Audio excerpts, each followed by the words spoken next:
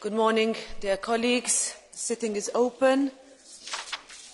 Just one announcement from my side before we start the debate. In relation to the decision by the Econ and Libe committees to enter into interinstitutional negotiations pursuant to Rule 71, paragraph 1, announced at the opening of the session last Monday, the President has received no request for a vote in Parliament by members or political groups reaching at least the medium threshold, so the committees may therefore start the negotiations. We move now to the key debate. The next item on the agenda is European Council and Commission statements, conclusions of the European Council meeting of the 24th and 25th of March 2022, including the latest developments of war against Ukraine and the EU sanctions against Russia and their implementation. Just by way of reminder, dear colleagues, we are testing some of the recommendations of the focus group on plenary reform, and therefore there is free seating applied for all the plenary chamber, with the exception of the first two rows that is allocated to group leaders, and you will be able to request the catch the eye and blue cards via your voting machine after having inserted your voting card, and therefore I invite you always to bring your voting card into the hemicycle. In fact, if you would like to register for catch the eye for this debate, I invite you to start doing that from now. Also, following the recommendation of the focus groups, the speaking time allocated for all interventions will be now minimum 2 minutes, and this also applies for the catch the eye as well. If you are going to use a blue card, you can do that for a short intervention, and that will allow for a follow-up question. All the speeches will take place from the central lectern, except for the catch the eye, blue cards and point of order. With that, we start the debate, and I invite the President of the European Council, Charles Michel, to take the floor.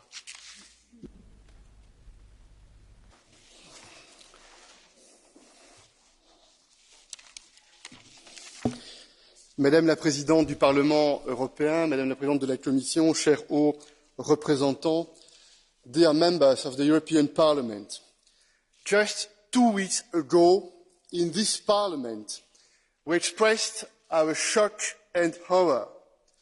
The martyrdom of Mariupol, crimes against the city, crimes against its people. And today, we express our outrage at crimes against humanity, against innocent civilians in Bucha and in many other cities. Yet more proof that Russian brutality against the people of Ukraine has no limits. Yet more proof of war crimes, summary executions, bodies littered in the streets, mass graves. This is not a special operation. These are war crimes. And we, the EU, we will not turn our backs. We will look reality straight in the eye. There must be, and there will be, severe consequences for all those responsible, and we are already supporting all efforts to collect the evidence. We will do everything we can to bring the perpetrators to justice. International justice will be served. And, dear colleagues, I have one message for the Russian soldiers on the battlefield. If you want no part in killing your Ukrainian brothers and sisters, if you don't want to be a criminal, drop your arms, stop fighting, leave the battlefield. And I know, dear colleagues, dear members of the Parliament, some of you have suggested granting asylum for these Russian soldiers who disobey Russian orders. In my opinion, this is a valuable idea that should be pursued. Dear colleagues,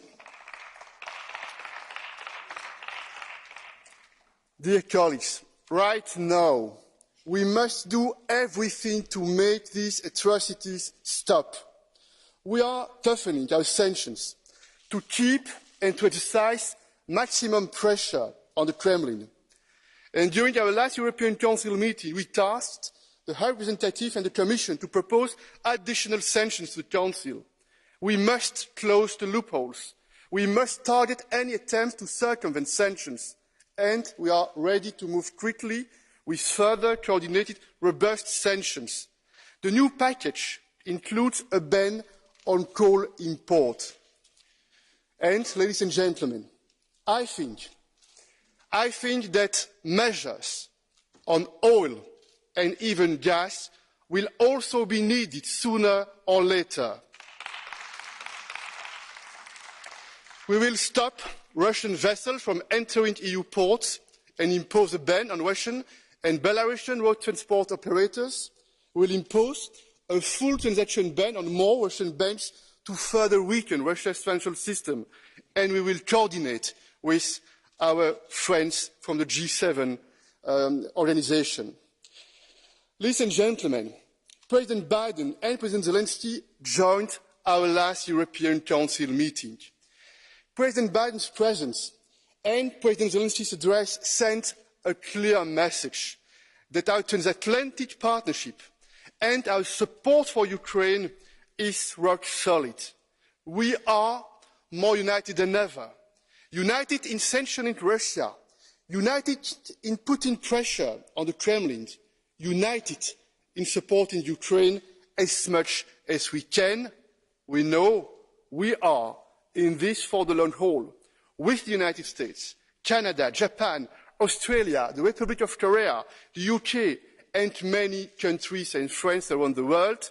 We are ready to bear the costs of sanctions and, most importantly, our unity, our EU unity, our transatlantic unity, our determination. These are our main assets to end the war, to stop these atrocities, and to help rebuild Ukraine. We will continue to assist Ukraine with political, financial, humanitarian and material support. We have agreed to develop a Ukraine Solidarity Trust Fund. In the short term, it will help support the state of Ukraine. In the long term, it would provide massive investments to rebuild the economy and infrastructure. Ladies and gentlemen, this war is a human tragedy. Over 10 million people have fled the war in Ukraine. More than 6 million are internally displaced, while over 4 million have fled to the EU, mostly women and children. We are welcoming them with dignity and with solidarity. Because the Ukrainian people deserve our support, we will continue to offer them any assistance they need, such as housing, education, healthcare, and we will pay special attention to the most vulnerable, women, children, who could fall prey to traffickers. The Stand Up for Ukraine pledging event in Warsaw on Saturday will help raise money and other support for refugees and internally displaced people. I would like to express my gratitude to all and especially to the countries bordering Ukraine for their solidarity: Poland, Slovakia, Hungary, Romania, Moldova.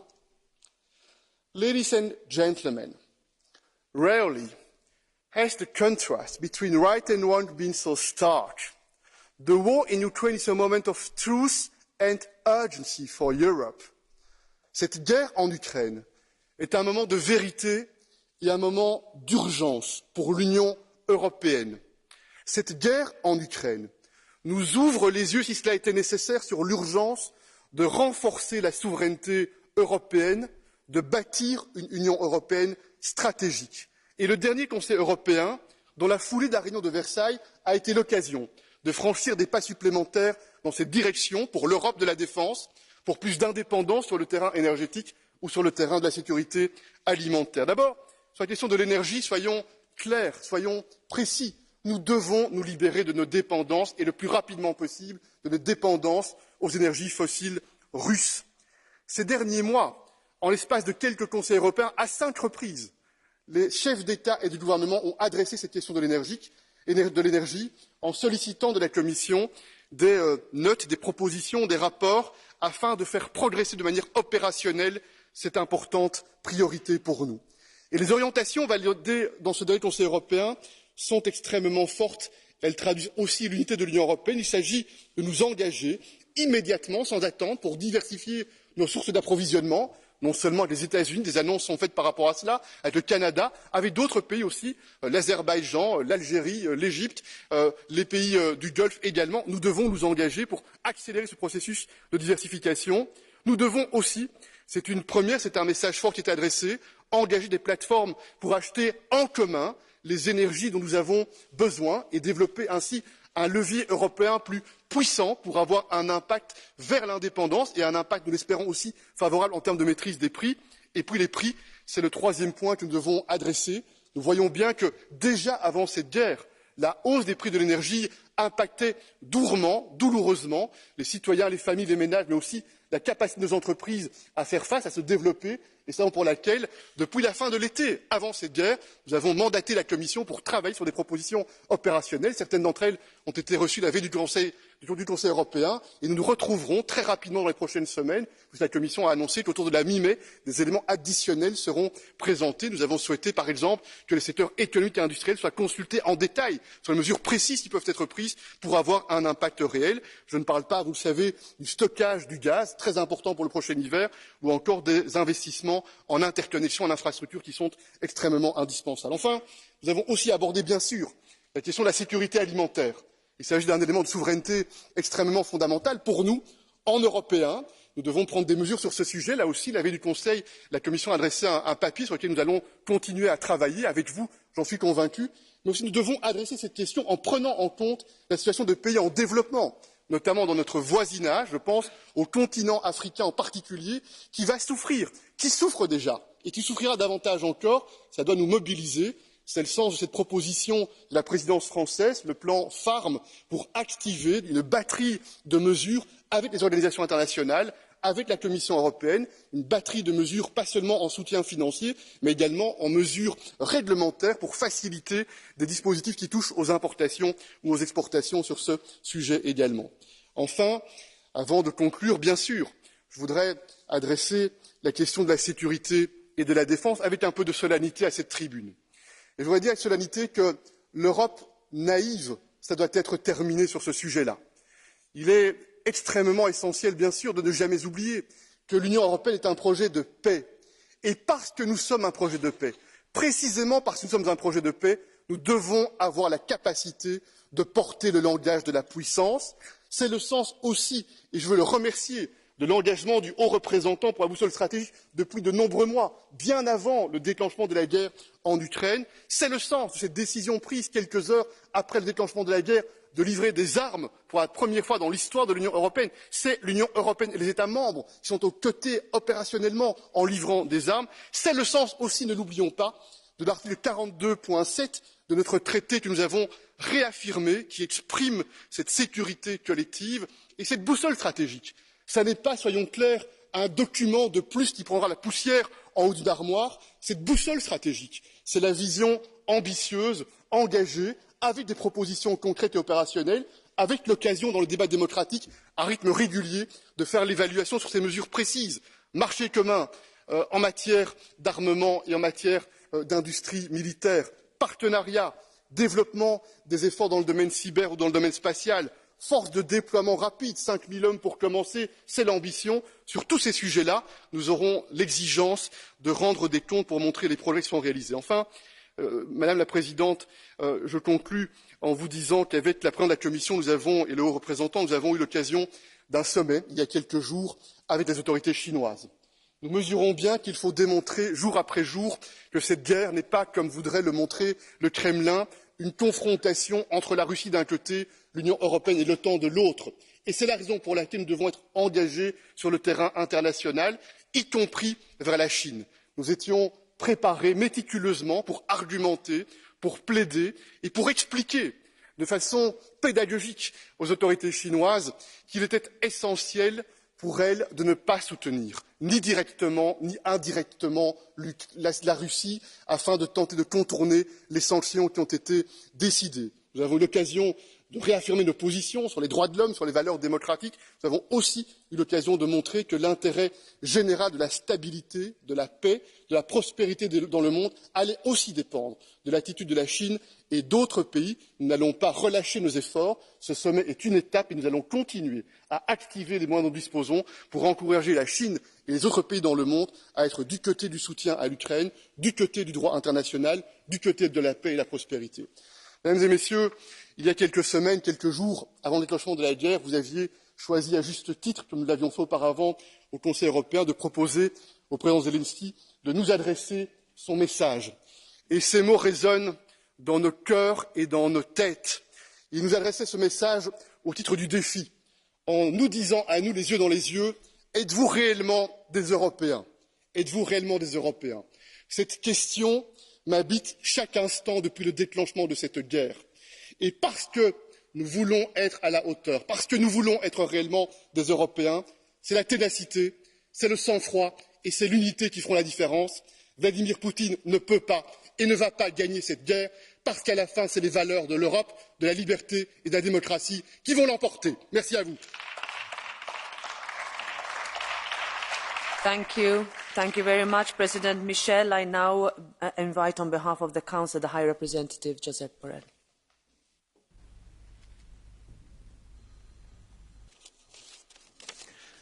Mr. President of the European Parliament, Monsieur le Président du Conseil Européen, Madame la Présidente de la Commission, honourable members, I have the honour of participating in this debate representing the Council of the Union, since the High Representative has the honour of chairing the two formations of the Council related with foreign affairs and security and defence.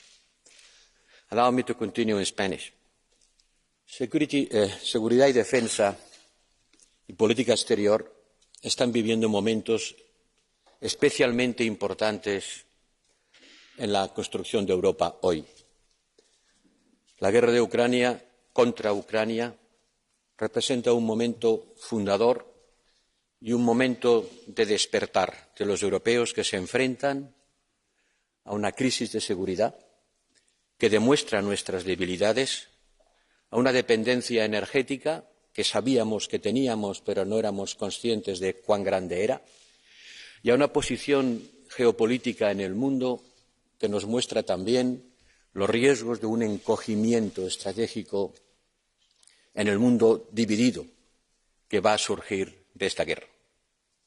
Me gustaría hablar de estos tres temas. El Consejo Europeo, bajo la presidencia y el liderazgo del presidente Michel, nos dio un conjunto de directrices para guiar la acción. La de la Comisión, por supuesto, también la del Consejo. En materia de acción diplomática, estamos desarrollando una intensa labor para conseguir tres objetivos. Primero, aislar a Rusia, aislarla de la comunidad internacional. Segundo, unir a la comunidad internacional en la defensa de los principios básicos del orden basado en leyes. Y tercero, evitar que este conflicto no construya un mundo dividido en torno a una nueva guerra fría que enfrente al oeste, the West, como suelen decir en Moscú y en Pekín, con la nueva alianza de los autócratas, mientras que hay un grupo de países emergentes que cuidadosamente tratan de evitar partido en este conflicto, pero que muchos de ellos se inclinan, no nos lo ocultemos, del lado de Rusia. En este panorama, nuestra acción internacional se ha desarrollado y ha conseguido dos grandes triunfos diplomáticos en Naciones Unidas. Dos votos con una gran mayoría que ha condenado Rusia y defendido los derechos humanos de los ucranianos. Pero deberíamos tener mucho cuidado en analizar cuál es la solidez de esta mayoría y cuáles son las posiciones de grandes potencias que no han condenado a Rusia. Eso exige de nuestra parte mirar al mundo como es, no a través de nuestros ojos, sino a través de los suyos, para entender las razones de esta actitud. Un gran poeta español decía que el mundo es del color del cristal con el que se mira. Y nosotros hemos de aprender a mirar el mundo con el color del cristal de los demás para entenderlo mejor. Desde el punto de vista de seguridad y defensa, el Consejo Europeo ha adoptado la brújula estratégica, gracias por recordarlo, señor presidente, que es la manera de guiar el aumento de nuestras capacidades en este terreno. Porque esta crisis ha venido a demostrar nuestras debilidades en materia de seguridad y defensa. Desde el año 2008, cuando se inicia la crisis del euro, los europeos seguimos nuestro proceso de desarme hasta alcanzar el punto más bajo en el 2014. Desde entonces hemos aumentado nuestras capacidades militares, pero estamos todavía en el 1,5% del PIB, todos los países juntos. Nos hemos acostumbrado a vivir bajo el paraguas protector de Estados Unidos y confiando en que el ser miembros de la OTAN resolvería todos nuestros problemas. No hay alternativa a la OTAN para la defensa territorial de Europa, digámoslo claramente. Pero aparte de eso, nosotros tenemos que llevar nuestra parte y asumir nuestra parte de responsabilidad. Hay que acabar con un cierto grado de desresponsabilización de los europeos frente a los problemas de su seguridad y defensa. Pero sería un grave error que todos los Estados miembros aumentasen su gasto en defensa de forma proporcional a lo que cada uno tiene ahora. Eso sería un inmenso despilfarro, porque no haríamos sino multiplicar las actuales duplicaciones y seguiríamos teniendo los mismos gaps que tenemos.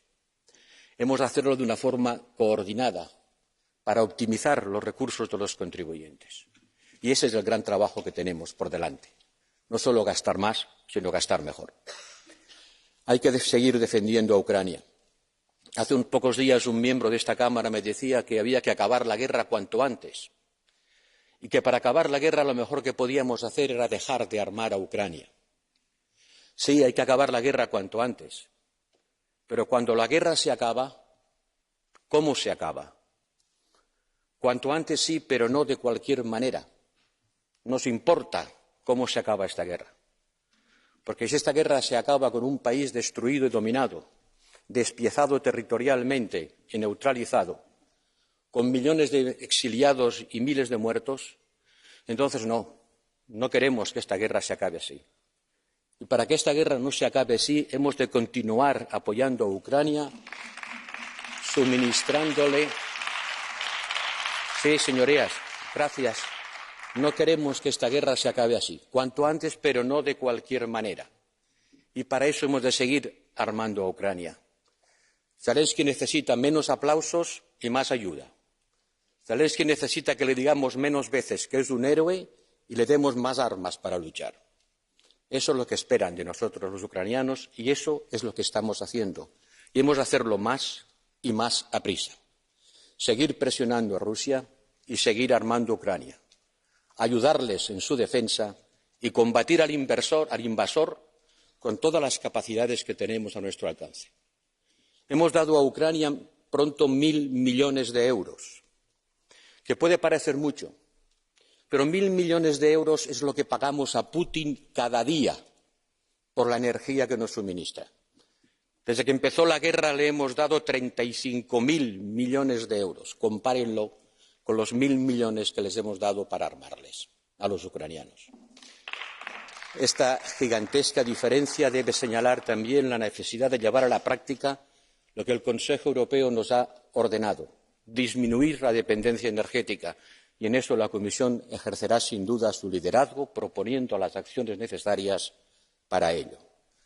Hoy acabamos con el carbón, pero es una parte muy pequeña de la factura. Nuestra independencia, nuestra autonomía energética pasa por el desarrollo de las energías renovables y, por una vez, la geopolítica y el cambio climático se dan la mano en un objetivo común. Finalmente, quiero insistir en una idea que me parece fundamental.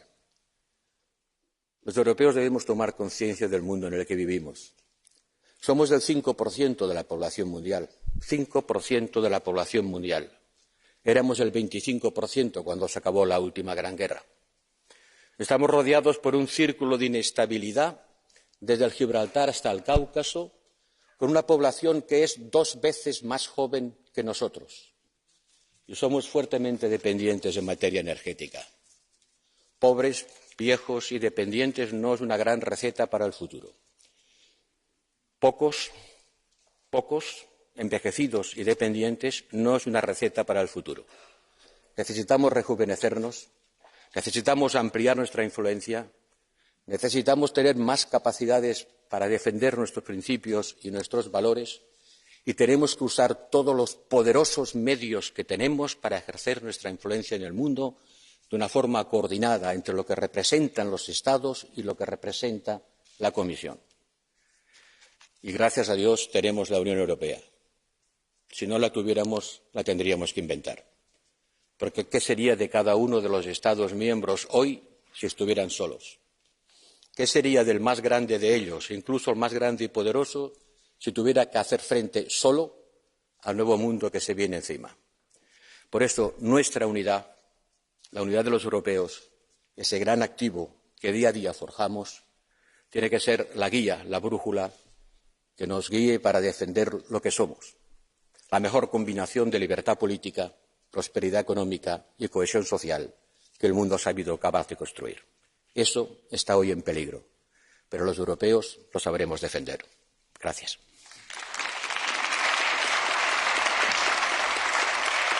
Thank you very much, High Representative Borrell. I now invite the President of the European Commission, Ursula von der Leyen, to take the floor. Thank you, Madam President, dear Roberta, Mr. President, dear Charles, High Representative, dear Josep, honourable members.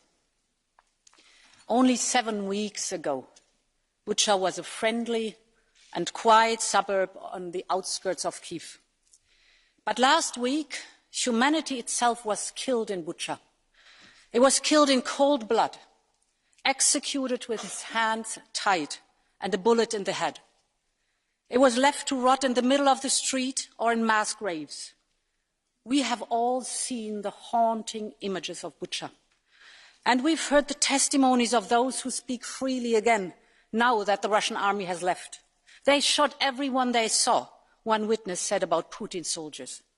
This, honourable members, is what is happening when Putin's soldiers occupy Ukraine territory. They call it liberation. No, we call it war crimes, and we really have to give it this name.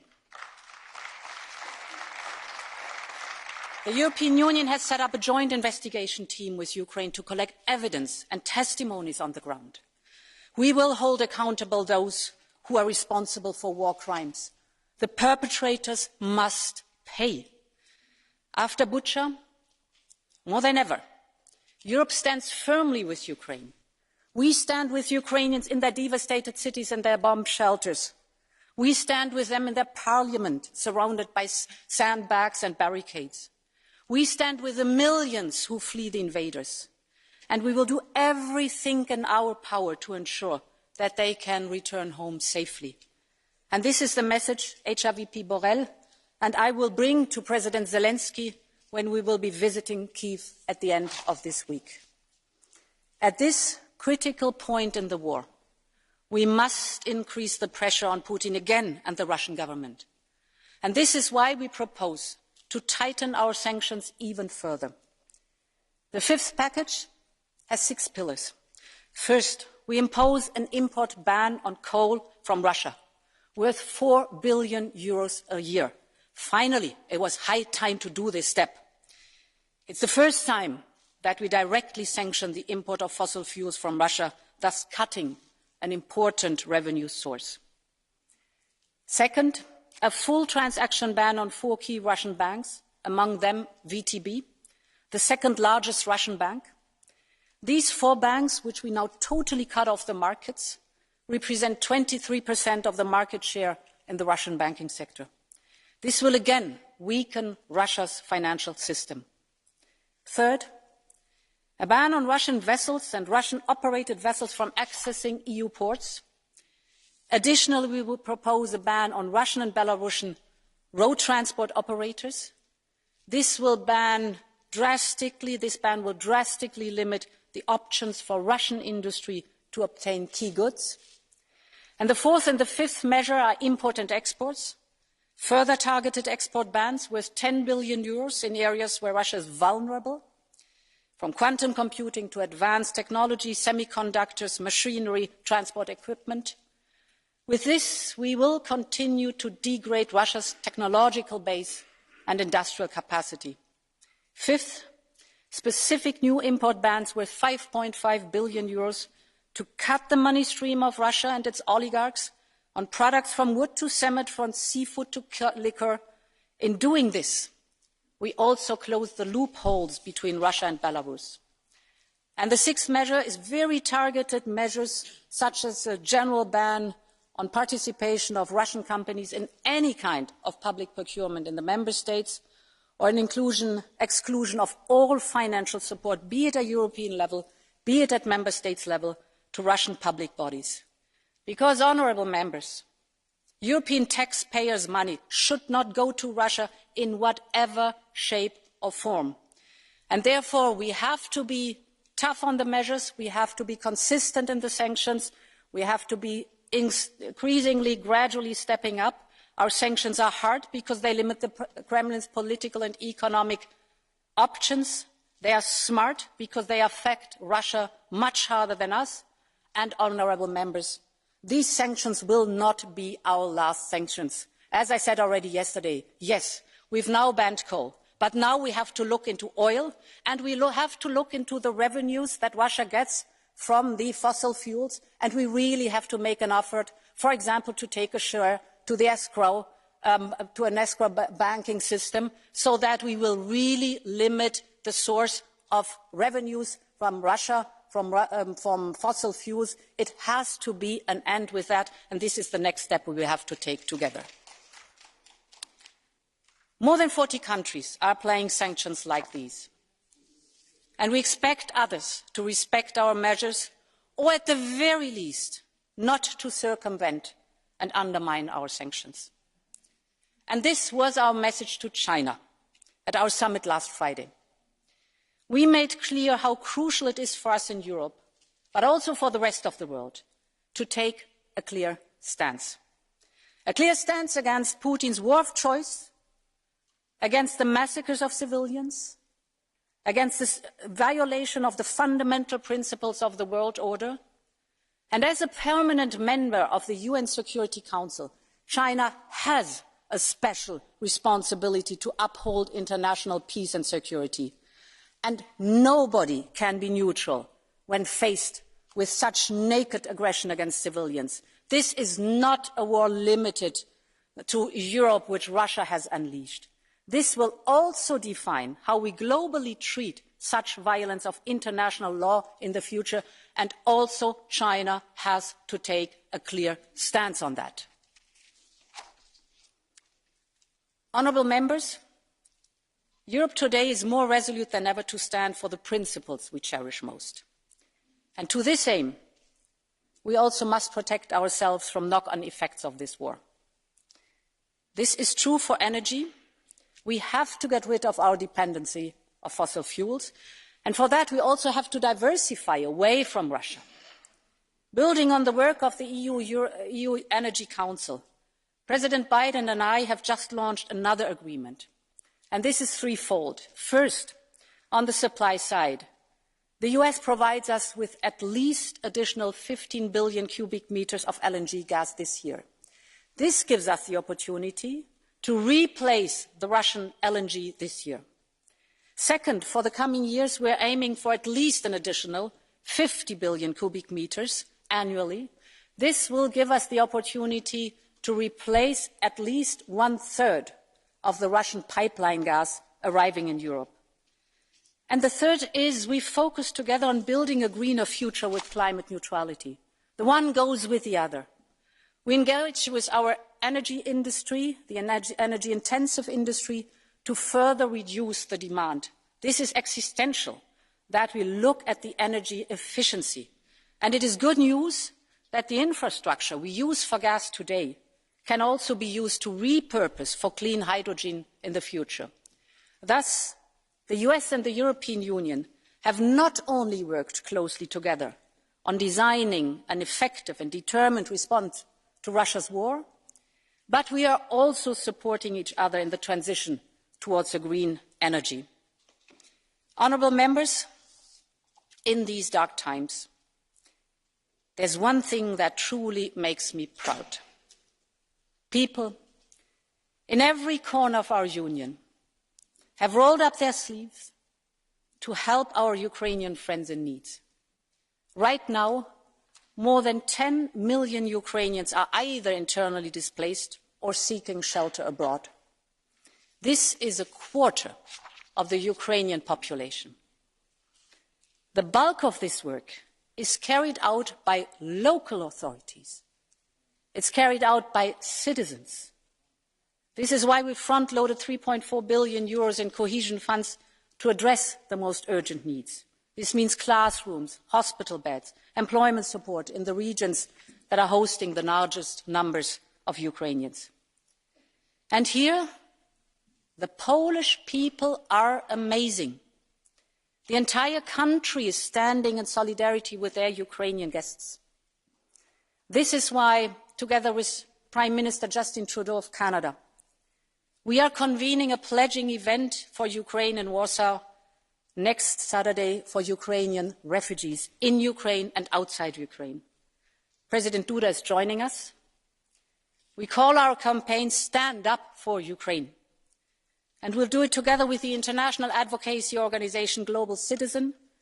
We will mobilise support for people fleeing the invasion of Ukraine.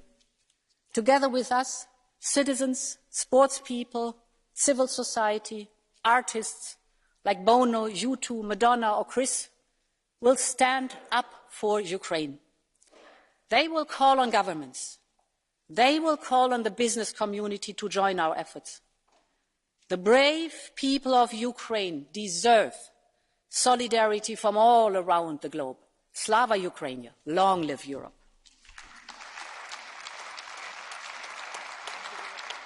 Thank you very much, President von der Leyen. And I now invite the representatives of the different political groups to take the floor, starting with the EPP Group, Manfred Weber.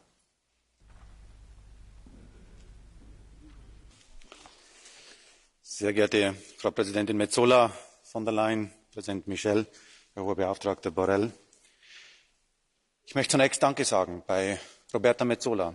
Es war der richtige Moment, letzte Woche nach Kiew zu gehen und unter Demokraten, unter gewählten Parlamentariern das Signal der Geschlossenheit und der Solidarität auszusprechen. Es war ein mutiger Schritt, diese Reise zu unternehmen. Und liebe Roberta, ich möchte dir noch einmal herzlich danken dafür.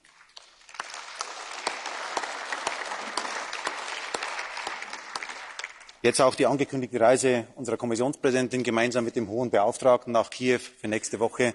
Die Signale kommen zum richtigen Moment.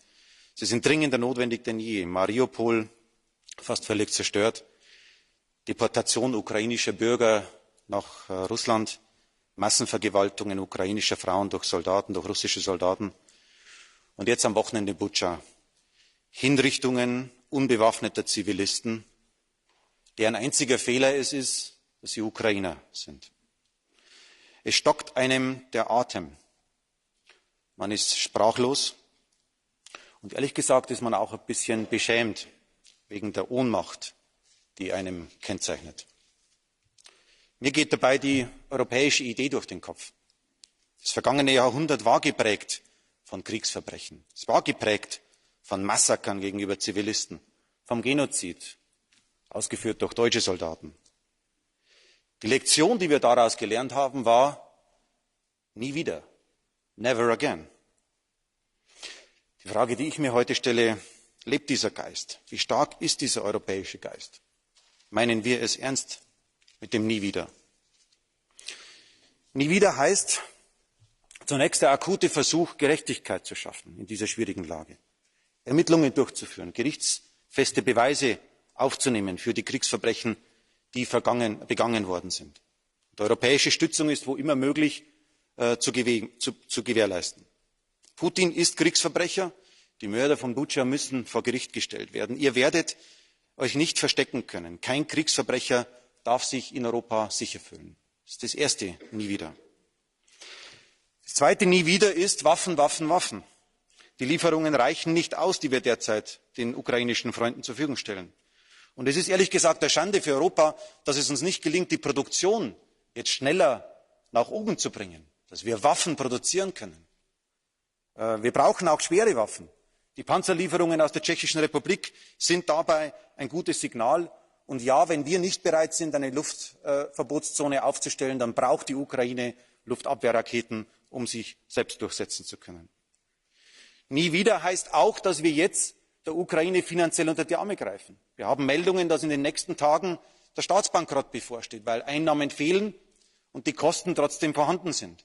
Deshalb darf Geld jetzt in dieser Frage keine Rolle spielen. Nie wieder heißt auch, das neue Sanktionspaket zu unterstützen. Ein Energieembargo. Kohle ist ein guter Schritt. Ehrlich gesagt geht einem durch den Kopf, warum dafür erst mal wieder neue Bilder notwendig waren, damit wir diesen Schritt gehen können. Aber wir wollen einen Schritt weitergehen. Ich glaube, bei den Verhandlungen als Europäisches Parlament ist jetzt ein breiter Konsens für unsere Entschließung zustande gekommen, dass wir auch einen sofortigen Stopp von Öllieferungen in die Europäische Union als Europäisches Parlament in Breite fordern. Da gibt es große Gewinne, die nicht mehr nach Russland fließen würden. Und wenn wir über das Sanktionspaket reden, dann ist es richtig, dass wir europäische Häfen für russische Schiffe schließen, dass wir ein umfassendes Sanktionspaket für die Banken auf den Weg bringen, alle Banken jetzt von SWIFT auszuschließen. Und ich möchte ausdrücklich noch erwähnen, dass wir Einzelpersonen endlich die Liste von der Stiftung von Alexei Nawalny übernehmen sollten. Dort stehen die Menschen drauf, die wir unter europäische Sanktionsliste nehmen sollten. Nie wieder heißt auch, dass keiner neutral bleiben kann. Und deshalb möchte ich mich ausdrücklich bei Charles Michel und Ursula von der Leyen bedanken für die Klarheit beim EU-China-Gipfel letzten Freitag. Es ist bedrückend zu sehen, dass China russische Propaganda übernimmt in ihrer Argumentation. Und speziell nach Butscha muss auch China wissen, wer Putin unterstützt, wer Russland unterstützt, steht auf der falschen Seite. Und es wird auch für uns Europäer die Frage im Raum stehen, ob wir glaubhaft ankündigen, gemeinsam mit den USA, wer Russland unterstützt, wer Waffen liefert, muss mit Konsequenzen rechnen. Und nie wieder heißt, dass wir eine Position der Stärke brauchen als Europäer. Europa muss sich bewaffnen. Die europäische Dimension fehlt leider Gottes bei den Initiativen. Wir kennen viele Initiativen auf nationaler Ebene, die Verteidigung zu stärken, aber die europäische Dimension fehlt dabei. Und die ist dringend notwendig. Nie wieder, liebe Kolleginnen und Kollegen, Massenhinrichtungen wehrloser Zivilisten, Massenvergewaltigungen, ein Genozid, ein Krieg. Putin ist das Gegenteil von dem, wofür Europa steht, die Idee Europas steht. Der Krieg in der Ukraine ist unser Krieg. Und deswegen stellen wir uns die Frage, werden wir dem gerecht? Handeln wir jetzt als Europäer nie wieder jetzt? Dankeschön. Thank you very much, Mr. Weber. And now, on behalf of the S&D Group, Irache García Pérez.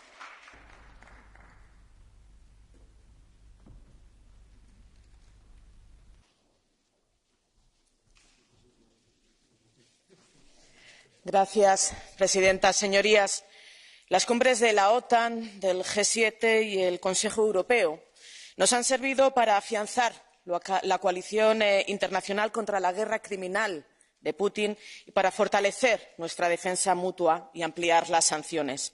En particular, la cumbre de la Unión Europea logra un acuerdo clave para comenzar a aliviar también el impacto sobre las familias y las empresas en los precios de la energía. Los logros de la cumbre demuestran que cuando actuamos con solidaridad y con unidad, nunca hay perdedores, siempre hay ganadores. Por un lado, avanzamos en garantizar el aprovisionamiento energético que preocupa, lógicamente, especialmente a los socios del norte y el este mediante compras conjuntas de gas y la capacidad de almacenamiento. Y, por otro lado, adoptamos medidas destinadas a contrarrestar el alza de precios de la energía en los socios de la península ibérica, reconociendo la isla energética, que es un paso muy importante, pero también debemos de entender que solo es un primer paso, porque necesitamos adoptar medidas para poder amortiguar este incremento del precio de la energía en todos los países de la Unión Europea. El acuerdo del Consejo Europeo debe de ser el primer paso para poner en pie un plan inspirado en el Next Generation que permita financiar el triple esfuerzo adicional requerido por la guerra en materia de energía, de defensa y acogida de refugiados, así como la supervivencia del propio gobierno ucraniano. El ataque criminal de Putin nos obliga a acelerar la transición energética, a mejorar las interconexiones en Europa y a mejorar el ahorro energético. Acelerar la transición energética nos permitirá abaratar la factura energética, reducir nuestra dependencia exterior y combatir el cambio climático. No hay mejor forma de garantizar nuestra soberanía energética que dejar de depender de tiranos que utilizan sus combustibles fósiles como instrumento de chantaje. Ahora que nuestra seguridad está abiertamente amenazada, los planes para una autonomía defensiva del proyecto de brújula estratégica también nos obligan a gastar más y mejor, con la obligación de invertir en sistemas tecnológicos y humanos. La acogida de más de 4 millones de seres humanos que huyen de los crímenes de guerra nos reconcilia con los valores de la Unión Europea, con los valores que propugnamos. Pero nuestra respuesta acertada al drama humano no nos exime de lograr un nuevo pacto de migración y asilo para afrontar equitativamente entre los 27 la acogida de refugiados, de todos los refugiados, vengan de donde vengan. Ni la historia ni nuestras conciencias nos perdonarán que miremos a otro lado ante los cadáveres abandonados en las calles y en las casas de Bucha. El quinto paquete de sanciones debe prohibir la importación de carbón, de petróleo y de gas de Rusia, cortar el acceso del Kremlin a las bolsas de criptomonedas, tomar medidas contra los facilitadores de los oligarcas y medidas más agresivas contra los bancos y los gigantes de la energía rusos. La guerra nos ha enseñado que no hay victoria sin unidad y sacrificio. Y solo con unidad y sacrificio entre instituciones, entre gobiernos y entre familias políticas lograremos el final del régimen de Putin. Muchas gracias. Thank you very much, Ms. García Pérez. Next, on behalf of the Renew Group, Stéphane Séjourné.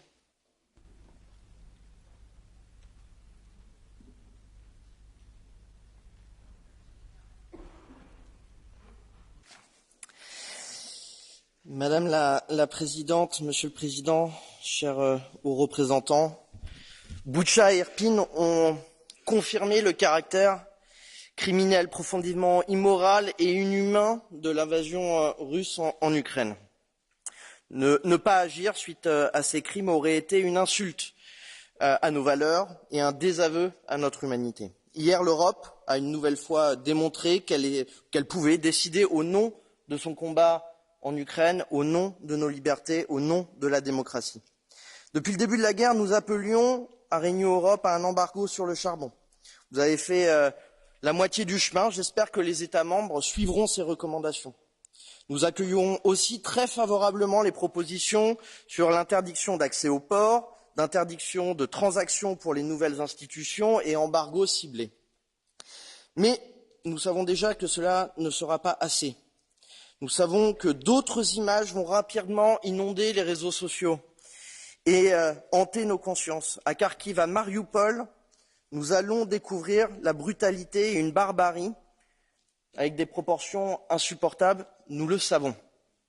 C'est pour cela que mon groupe vous propose d'aller plus loin, d'ores et déjà, pour préparer les prochaines étapes et ainsi préparer les esprits dans les capitales à l'inévitable. L'inévitable est que nous devons enclencher prochainement des nouveaux leviers, notamment l'exclusion effective de SWIFT, de toutes les banques et les institutions financières russes, un embargo temporaire sur le pétrole, nous le demandons depuis le début de l'invasion.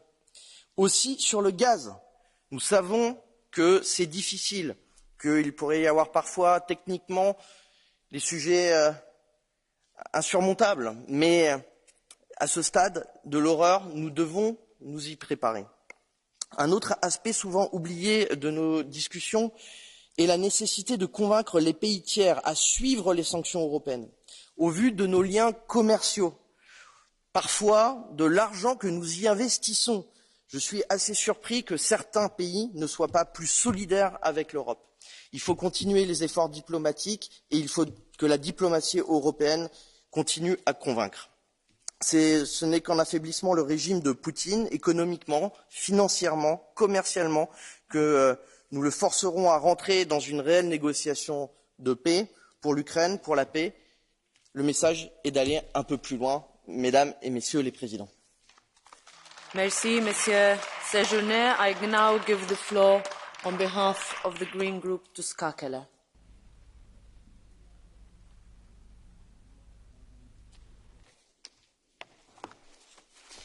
Thank you.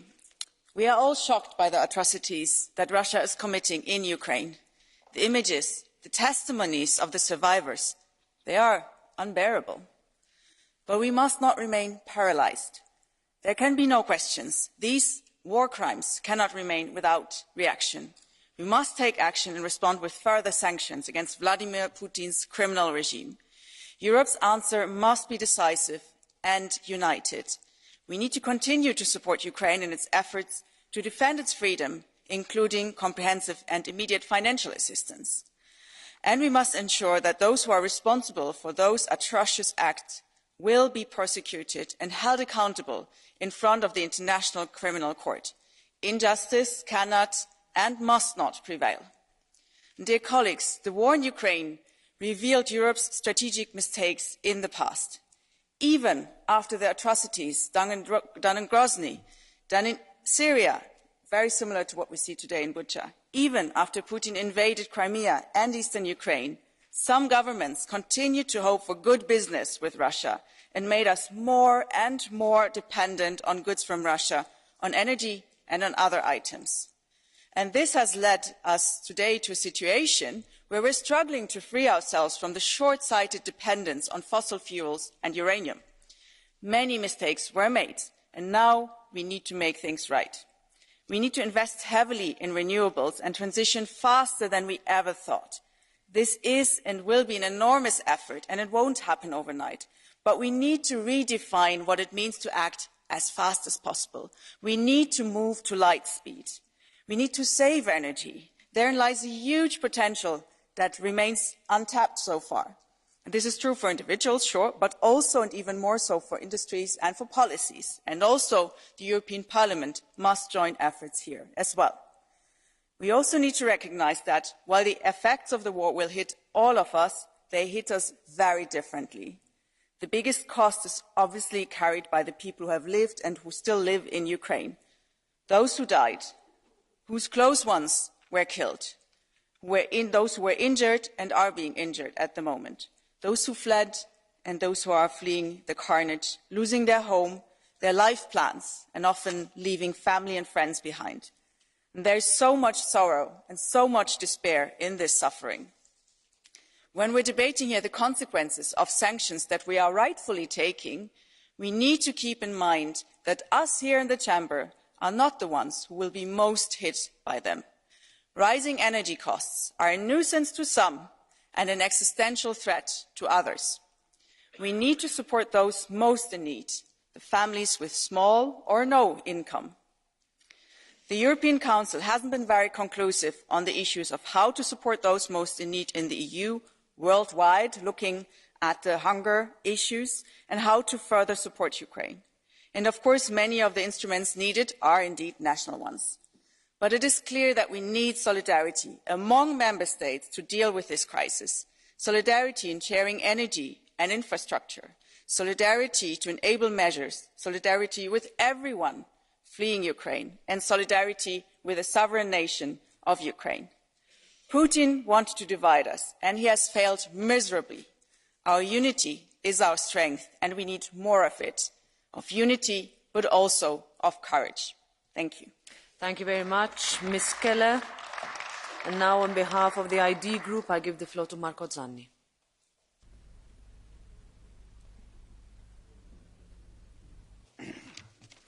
Grazie Presidente, Presidente della Commissione, Presidente del Consiglio, Alto Rappresentante. Prima di tutto un ringraziamento ancora al Presidente Metsola perché è stata la prima rappresentante di un'istituzione europea che ha voluto dare un messaggio forte di vicinanza al popolo ucraino e credo che in questa situazione conti molto anche questo. Le terribili immagini che ci arrivano da Bucha e da Irpin ci toccano nel profondo e ci spronano ad aumentare i nostri sforzi per supportare l'Ucraina e il popolo ucraino in questa guerra, in questo confronto col regime di Putin, ma ci ricordano anche che la guerra è questo, la guerra è distruzione, la guerra è crimine, la guerra è devastazione ed è per questo credo che l'Unione insieme al supporto ai pacchetti di sanzioni debba incrementare i suoi sforzi di mediazione per trovare una soluzione di pace, anche perché non possiamo permetterci che questi sforzi siano lasciati ad altri regimi come la Turchia e la Cina. Capitolo sanzioni. Quanto è stato proposto dalla Commissione, il quinto pacchetto è sicuramente un passo in avanti, ma non dobbiamo nasconderci che questo tema sta diventando un tema divisivo, principalmente per un motivo, perché sappiamo che l'impatto di questi pacchetti sanzionari è asimmetrico, ha degli impatti differenti in base ai differenti Stati membri e di questo dobbiamo tenere conto, dobbiamo essere chiari con i nostri cittadini che questo sforzo richiede un sacrificio e l'Unione Europea non può permettere che questo sacrificio ricada sulle spalle di cittadini e imprese che già stanno soffrendo, motivo per cui oggi in parallelo è necessario accelerare anche le discussioni su un pacchetto di aiuti che riduca queste asimmetrie. Credo che questo possa aiutare e rassicurare quegli Stati membri che oggi sono più reticenti in fare alcuni passi in questa direzione. Anche il ban sulle importazioni di carbone, è vero, è un passo importante, ma lei stessa, Presidente von der Leyen, ci ha dato le cifre, parliamo di 4 miliardi di euro annui di valore di queste importazioni e se rapportati al quasi miliardo di euro che ogni giorno paghiamo alla Russia per il resto capiamo che è poco e non ci sarà un impatto concreto. Sulle sanzioni, un altro tema, è importante che i pacchetti sanzionatori siano credibili. Purtroppo nelle scorse settimane su alcuni provvedimenti abbiamo visto come in molti casi l'Occidente abbia dovuto trovare delle soluzioni, diciamo, innovative, per usare un eufemismo, perché si è accorto che alcune sanzioni danneggiavano di più i nostri operatori, i nostri attori rispetto al regime russo. Quindi è importante che sui nuovi pacchetti questo elemento sia preponderante. Sull'autonomia energetica è importante che non venga fatta con ideologia ma con pragmatismo. Non solo abbiamo bisogno di diversificare le nostre fonti, questo non basta, dipendono da altrettanti regimi che sono instabili, ad esempio l'Algeria. Noi dobbiamo capire che l'Europa è un continente oggi povero di energia, ma non è povero di fonti energetiche e noi abbiamo l'obbligo di sfruttarle queste fonti energetiche. In chiusura, questa guerra ha svelato il velo di una debolezza dell'Unione, che è principalmente il modello di sviluppo industriale ed economico che abbiamo deciso di perseguire negli ultimi 20-30 anni. Questo è un modello che ci ha reso dipendenti su tutto, dall'energia alla difesa, alla sicurezza alimentare, alla nostra catena del valore. Se non capiamo che questo modello va cambiato saremo sempre più deboli di fronte alle minacce locali. E chiudo con la Cina. Molto forte il messaggio che è stato mandato dalle istituzioni europee, ma questa richiesta, questo messaggio deve essere credibile. Oggi, di fronte a un eventuale confronto con la Cina, l'Europa sarebbe debole in una posizione negoziale di svantaggio. Su questo dobbiamo lavorare. Grazie. Grazie onorevole Zanni. Next on behalf of the ECR group, Richard Legutko.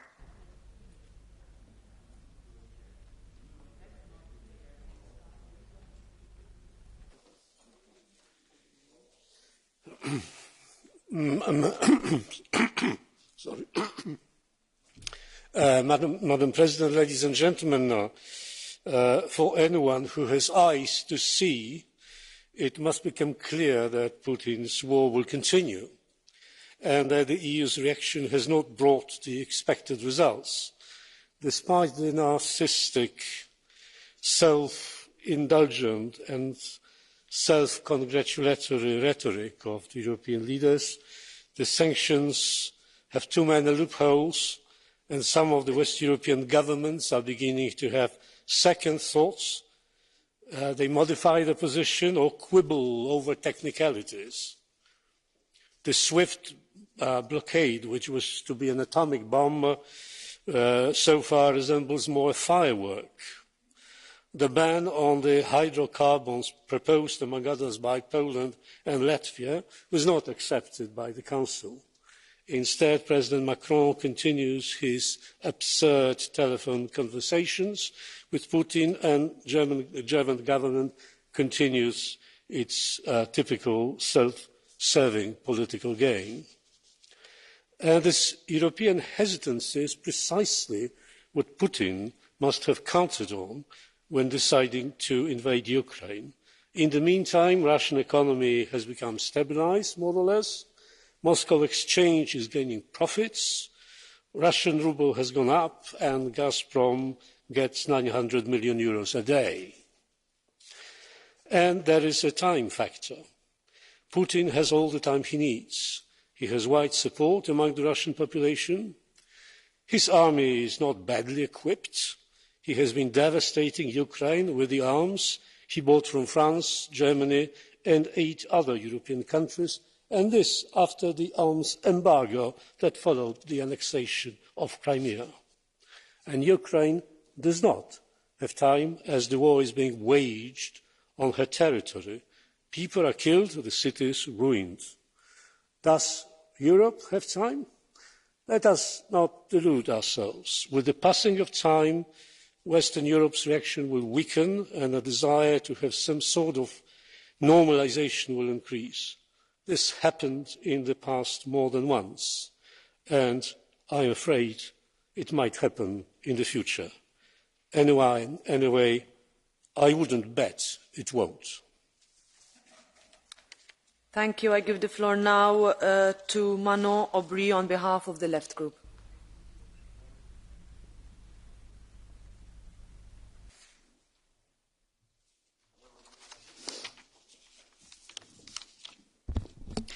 Chers collègues, nous sommes tous saisis d'horreur après la diffusion des images de massacres de masse de civils à Boutcha.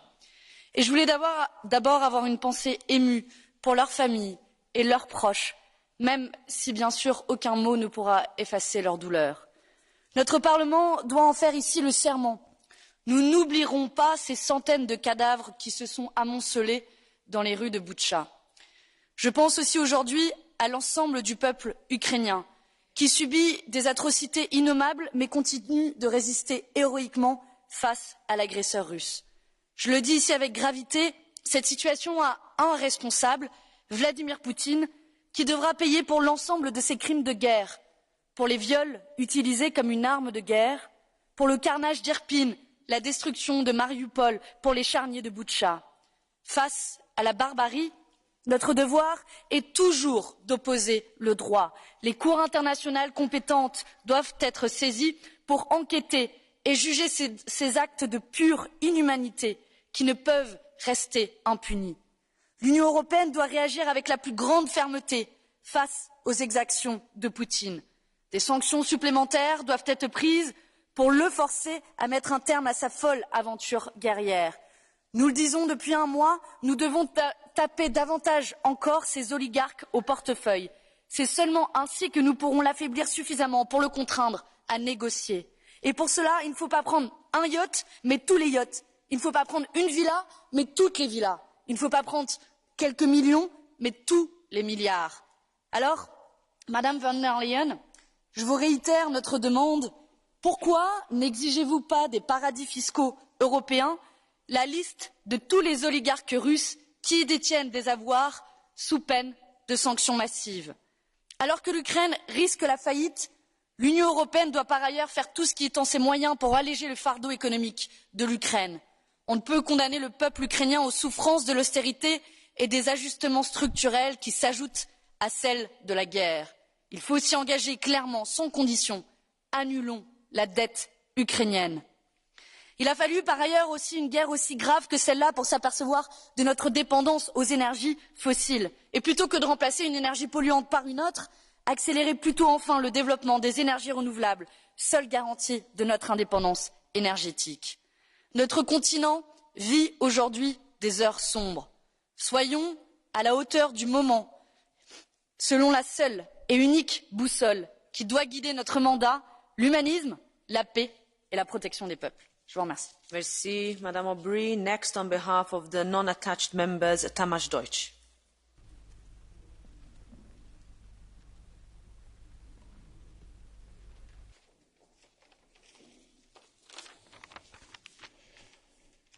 Mélyen tisztelt elnök asszony, az Ukrajnában dúló háború rettenetes emberi tragédiákat okoz. Mi magyarok azt akarjuk, hogy azonnal érjen véget a vérontás, és mi magyarok minden erőnkkel segítjük a háború elől menekülőket. Egy emberként mozdultak meg a magyarok, hogy segítsenek, és az elmúlt hetekben már majd 600 000 menekültet fogadtunk be, és hatalmas segélyszállítmányokat juttattunk el Ukrajnába.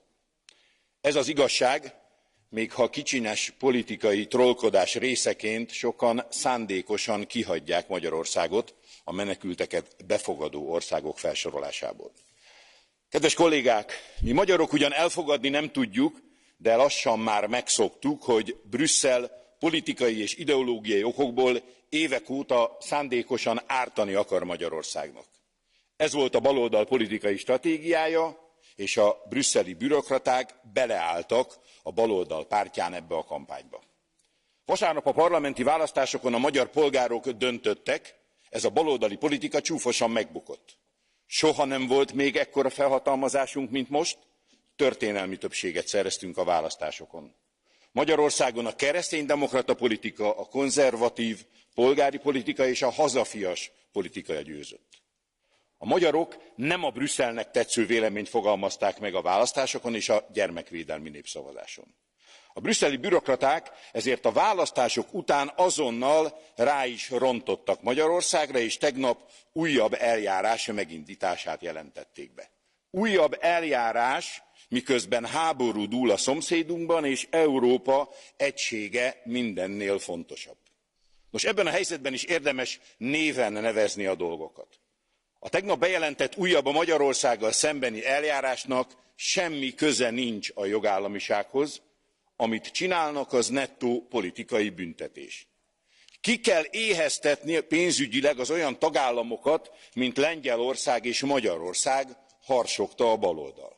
És Brüsszel tegnap bejelentette, hogy megindítják ezt a régóta követelt kiéheztetési eljárást. Mert ennek az eljárásnak ez a pontos neve, kiéheztetési eljárás. A demokrácia alapvető szabályait viszont Brüsszelnek is el kell fogadnia, és nem a most vereséget szenvedett magyar baloldal igényeit kellene teljesítenie, nem a Magyarországgal szembeni politikai háborúskodást kéne szítania, hanem vissza kellene térnie a józan észhez és a józan párbeszédhez. Grazie, buongiorno a tutti colleghe e colleghi. Ora ha facoltà di intervenire per 2 minuti l'onorevole Gahler. Prego. Grazie, Presidente. Frau von der Leyen, Herr Hoher Beauftragter, vielen Dank für Ihren bevorstehenden Besuch in Kiew. Das ist ein wichtiges Signal und ich bitte Sie herzlich, schauen Sie sich die Orte der Kriegsverbrechen an. Alle reden von Butscha. In Motyschin ist die Bürgermeisterin Olga Suchenko mit ihrem Mann und ihrem Sohn am 23. März entführt worden und sie sind umgebracht worden, weil sie nicht kooperieren wollten mit der Besatzungsmacht. Wir wissen jetzt, was der Ukraine insgesamt bevorstehen würde, wenn die russische Soldateska weitere Teile der Ukraine erobern würde. Und deshalb müssen wir diesen Krieg gewinnen, um der Menschen willen. Aber auch der Rest der Welt schaut, ob der Westen wieder Boden verliert oder am Ende gestärkt dasteht, weil Freiheit und Demokratie über Diktatur und Kriegsverbrechen gesiegt haben. Und dafür brauchen wir, es ist angesprochen worden, eine Beschleunigung, eine Verstärkung der Waffenlieferungen. Und ich möchte alle Regierungen auffordern, noch einmal nachzuschauen, was sie in ihren Depots haben. Viele Militärs erzählen nicht freiwillig der politischen Führung, was tatsächlich da ist. Also prüfen Sie das nach und liefern Sie entsprechend schnell. Und was die Sanktionen betrifft, wir wissen, das, was wir tun, das sind Trippelschritte. Ja, es ist richtig, jetzt ein Kohleembargo zu verhängen. Aber wir wissen auch, und es ist ja von beiden hier gesagt worden bereits, das ist im Zweifel nur ein weiterer Schritt, und es muss mehr kommen. Und ich bin überzeugt, dass wir, wenn wir zum Beispiel jetzt bereits ein Ölembargo anstreben würden und es gibt genügend Öl auf dem Markt, dann hätte das den entscheidenden Effekt, denn das ist der allergrößte Teil der Einnahmen.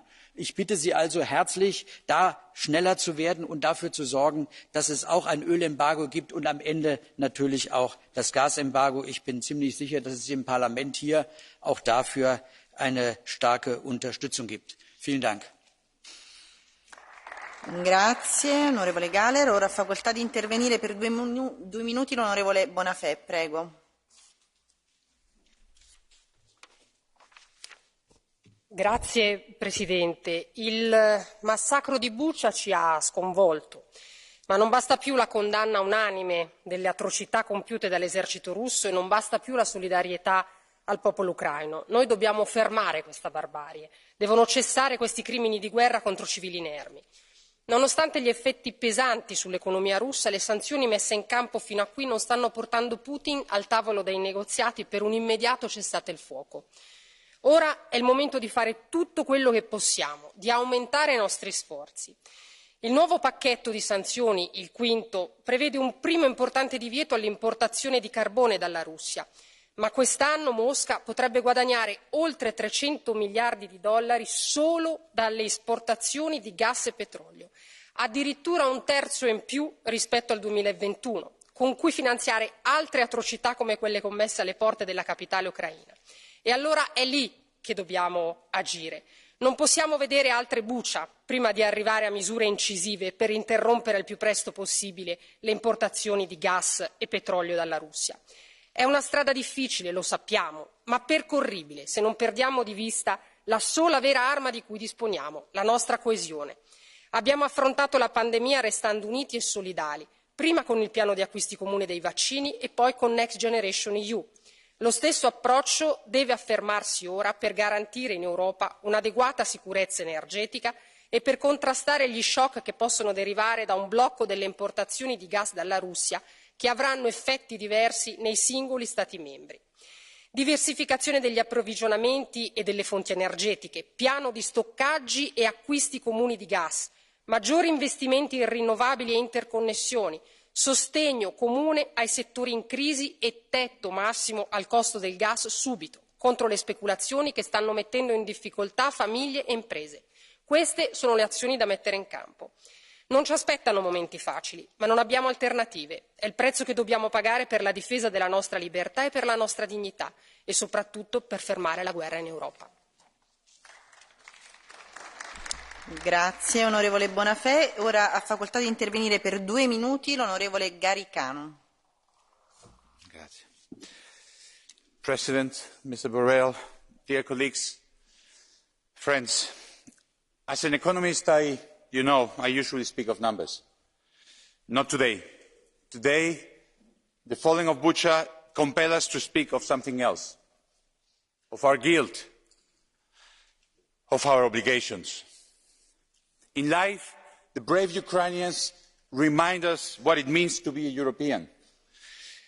In death, they demand that they are the last victims of our appeasement. Citizens of Europe, our energy addiction, our money, allows the killing of Ukrainians, the killing of fellow Europeans whose only crime was to believe in our freedoms. Is it not clear that our gas is tainted with blood? That guilty are we who finance this monster? The package announced today by the Commission, by Madame von der Leyen, means that Europe will continue funding Putin's armies. President von der Leyen announced today that the banned coal exports are worth $4 billion a year. But she did not mention that the gas and oil that we allow in are worth 25 times more. Today, this Parliament demands in this resolution that the ban also includes oil and gas. Some say that the gas ban is not possible. I'll tell you that we have not even tried. 3 examples. The Groningen gas field, the largest in the continent, is still set to close this year. Is that Europe trying? Germany is still set to close 3 nuclear plants this year after it closed 3 just a few months ago. They could be turned on tomorrow, but there is not even a discussion on that. Is that Europe trying? Spain, instead of increasing its interconnection with Europe, is trying to turn itself into an energy island. Is that Europe trying? We could be doing so much more. We could pay a price for freedom. Instead, we pay for the bullets used in Bucha. If Europe does not do enough, history will not see us as bystander. History will know we were complicit. Thank you. Grazie. Ora ha facoltà di intervenire per 2 minuti e 30 l'onorevole von Kramon Taubadel. Prego.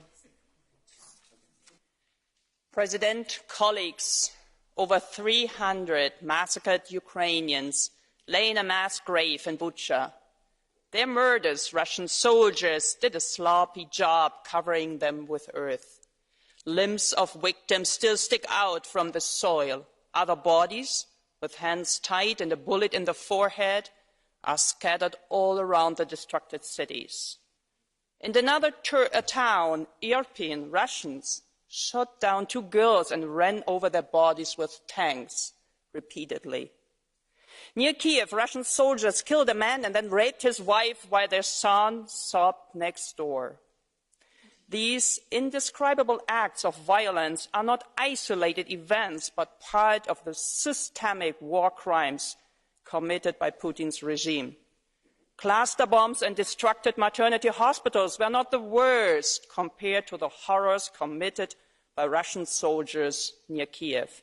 And this is only the tip of the iceberg. I'm horrified of what else we will uncover as the troops continue to retreat. The deliberate killings of civilians are no accident. It has an ideological basis deeply ingrained in Russian society and propagated by Putin himself. For the Russian president and his supporters, Ukrainians as a nation should not be allowed to exist. For them, Ukrainians who disagree with that is a Nazi and needs to be eliminated.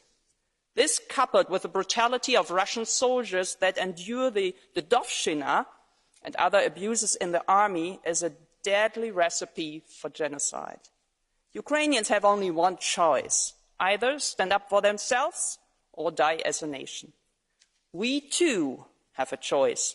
We either betray Ukraine by watching frozen in fear, or we do everything possible to save this brave nation and also bolster our security. The correct choice should be obvious to everyone.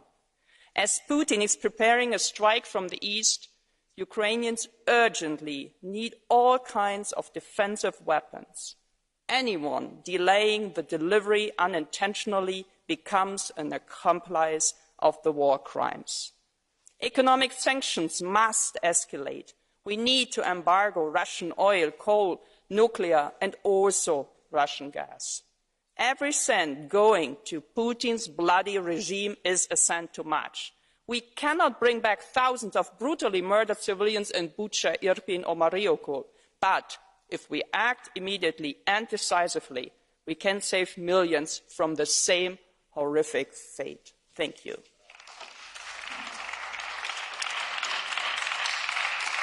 Grazie. Ora ha facoltà di intervenire per 2 minuti l'onorevole Madison. Prego. Thank you so much, Madam. Dear colleagues, I was just counting that we have 35 colleagues here. It's about 5% of the Parliament on this important topic. First of all, I know that it's so shocking to see in the media about those mass murders, about those rapings, about those crimes, what's happening in Ukraine. But what I don't understand is that we are also surprised that it is possible on the 21st century. But unfortunately, it is possible. Because if you're looking at an army who's doing this, the same army did exactly the same against the women in Germany in 1945. The same army did the same against the Polish people on the 40s. And the biggest problem is that they have never ever learned that you shouldn't do war crimes. You shouldn't rape other wives. You shouldn't kill children. They have never ever learned this. So the mentality is exactly the same. And when we here in Western Europe are so shocked that it's still possible, yes, it is possible, absolutely, because there's been never ever any denazification in Russia. If they are talking about denazification, the only one who really needs this is Russia, because they are the really new Nazis who are making the war crimes against the civilians. Secondly, if we are talking about the sanctions, yes, sanctions are effective in the long term, not in the short term. The problem is that the expectation for this year is that the profit will be 321 billion euros for Russia for gas and oil. So if we're going to talk about sanctions, they have to be really effective. And of course, the problem is they're going to be very harmful also for us. But that's the price what we have to pay. And thirdly, for the end, I know that Mr. Borrell and Mr. Michel are going to have a nice lunch after this debate and a nice dinner with a good wine. But the main work, what we really have to do now here, is to convince more and more countries to give the weapons to Ukraine to fight against the aggressor. That's the main work what we have to do here. We can discuss here with political debates about sanctions, for hours, but that's your main work, what you really have to do to convince more EU countries to give more weapons to Ukraine to fight against this Nazi army. Thank you so much. Grazie. Ora ha facoltà di intervenire per 2 minuti l'onorevole Szydło.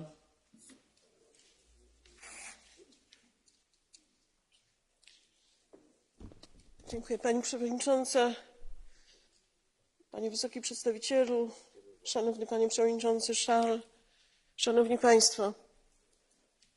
W Buczy do piwnic wchodzili tam, gdzie ukrywali się mieszkańcy, wchodzili rosyjscy sołdacy, kazali rozbierać się ludziom, gwałcili kobiety, w bestialski sposób mordowali mężczyzn. W Irpieniu w bestialski sposób zamordowali dzieci. Mariupol zniszczony.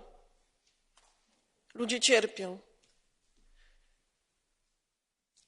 Takie obrazy, które dzisiaj wywołują nasz szok, oburzenie,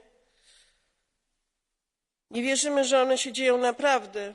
My w Polsce widzieliśmy w czasie II wojny światowej, kiedy Polacy byli mordowani przez Niemców, Rosjan, ale po tamtej wojnie wszyscy powiedzieli sobie nigdy więcej. Ileż razy słyszeliśmy te zapewnienia nigdy więcej. Te słowa padły również tutaj dzisiaj na tej sali. I zastanówmy się, ile w tym czasie było wojen, okrucieństwa, mordów. Po raz kolejny toczymy debatę na temat sankcji. Po raz kolejny zastanawiamy się, co trzeba zrobić, żeby zatrzymać Putina. Przyjęte zostały sankcje, a Putin dalej morduje. One nie działają. Teraz już natychmiast trzeba podjąć ważne decyzje. Cały cywilizowany, demokratyczny świat musi zamknąć swoje granice przed Putinem. Nie ma czasu. Ukraina nie ma czasu. Europa nie ma czasu. Od naszej poprzedniej sesji wydarzyła się Bucza i Irpień. Został zniszczony Mariupol. Już natychmiast powinna odbywać się Rada Europejska. Panie Przewodniczący Charles, zwołaj Radę Europejską. Podejmijcie ważne decyzje. Niech świat wreszcie zamknie się przed Putinem. Tylko tak go powstrzymamy. Węgiel nie wystarczy. Trzeba natychmiast zrezygnować z ropy, z gazu i ze wszelkich kontaktów z Rosją. Tylko to powstrzyma tego agresora. Po raz kolejny mówię i będę to mówić cały czas. Europa odwagi. Naprawdę, to jest taki moment, w którym musimy pokazać, że jesteśmy solidarni, jesteśmy odważni. Grazie, grazie onorevole Szydło. E ora ha facoltà di intervenire per 2 minuti l'onorevole Deli.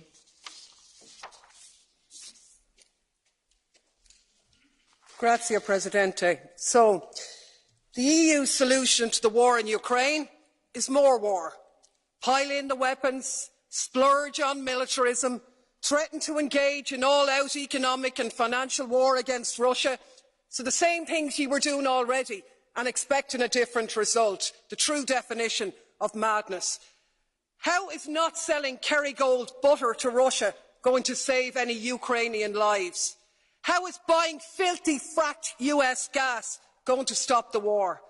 They won't, of course, because nowhere have sanctions ever succeeded in ending a military assault or achieving regime change. But what they have done is unleash economic devastation, this time round which will be paid for by the people of Russia, including those out protesting against the war, and increasingly being paid for by the citizens of Europe, facing massive energy price hikes, inflation and a catastrophic decline in their living standards. Talk about shooting ourselves in the foot. And of course this moral outrage at Russia's illegal war, which has sparked this lunacy, is in sharp contrast to the lack of any such scruples in terms of the illegal US wars in Iraq or Afghanistan, which we not only didn't condemn, but we actually joined in and continue to do business with them all the way. No such scruples about Saudi Arabia's genocide in Yemen. And even as the victims of those conflicts in the last few weeks meet to desperately seek financial pledges for their humanitarian crisis, they're being left short by billions, while we're happy to spend billions prolonging the war in Ukraine. Makes me absolutely sick. 7 weeks ago, German's Chancellor Schulz correctly said, peace in Europe cannot be won against Russia. But that's exactly what we're doing. Yes, Russia bears responsibility for this conflict. Of course they do. But we cannot ignore the role of NATO. And the EU, instead of promoting peace and acting in the interests of the people of Europe, the Ukrainians, the EU citizens, and yes, the Russian citizens too, has become a tool of NATO and the military-industrial complex. What is needed is an end to the conflict, an end to militarism, a ceasefire and a negotiated settlement. We should restore our role as a diplomatic one of promoting peace. Anything else makes us complicit.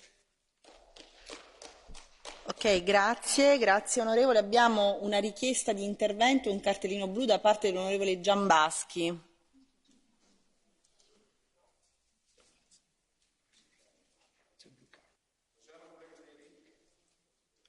Уважаема колега Дели. Dear colleague Deli, I have a question. Can you take this question, please? Blue card. Okay. Уважаема колега Дели, правилно ли разбирам, че вие подкрепяте това да няма санкции срещу един агресор, който върши военни престъпления? Правилно ли разбирам, че вашата рецепта да се спасят украински деца е да не им се дава оръжие, с което те да се защитават? Правилно ли разбирам, че вие оправдавате едно военно престъпление с други войни, които са се случили някога отдавна? Ако това е така, това е позорно. И в заключение, ние не сме инструмент на НАТО. Ние сме НАТО и трябва да защитаваме всеки украински гражданин. Благодаря ви.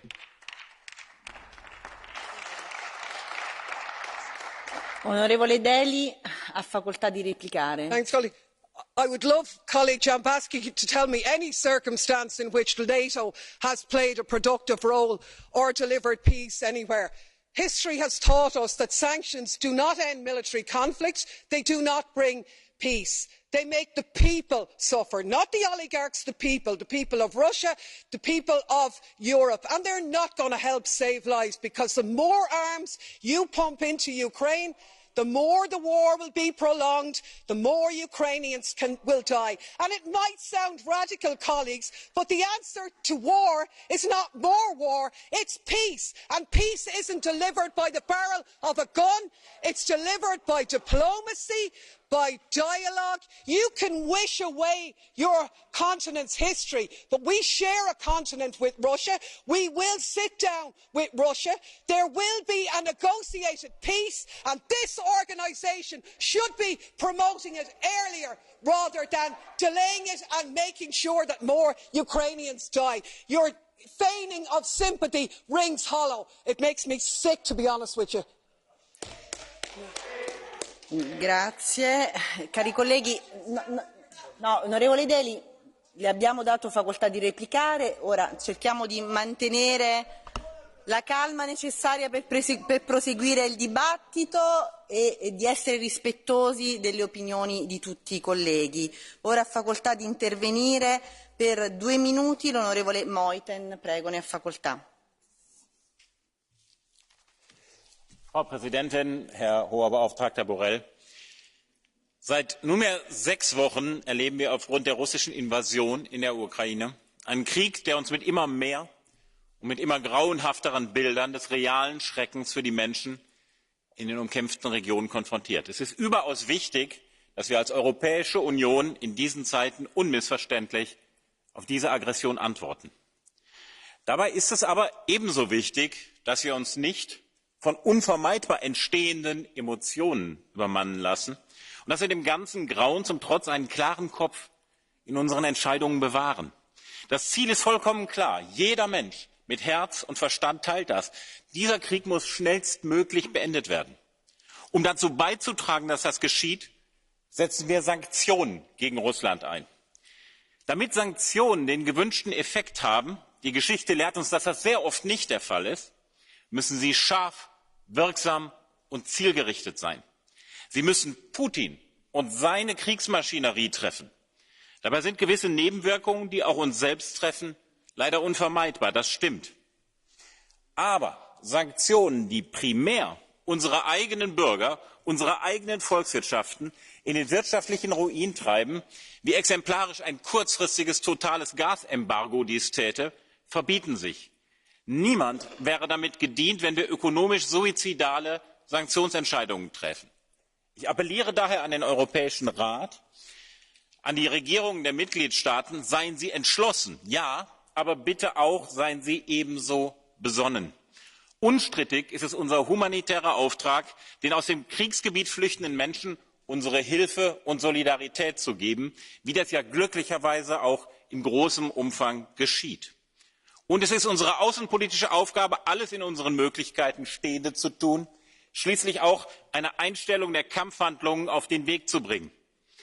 Ich möchte deshalb hier daran erinnern, dass es auch und gerade in schlimmster Zeit zwingend notwendig ist, Gesprächskanäle dennoch, und sei es eine noch so große Zumutung, offen zu halten. Vielen Dank. Grazie. Ha chiesto di intervenire con la blue card l'onorevole Grappini. Prego, ne ha facoltà. Okay. Please, I have one question for you.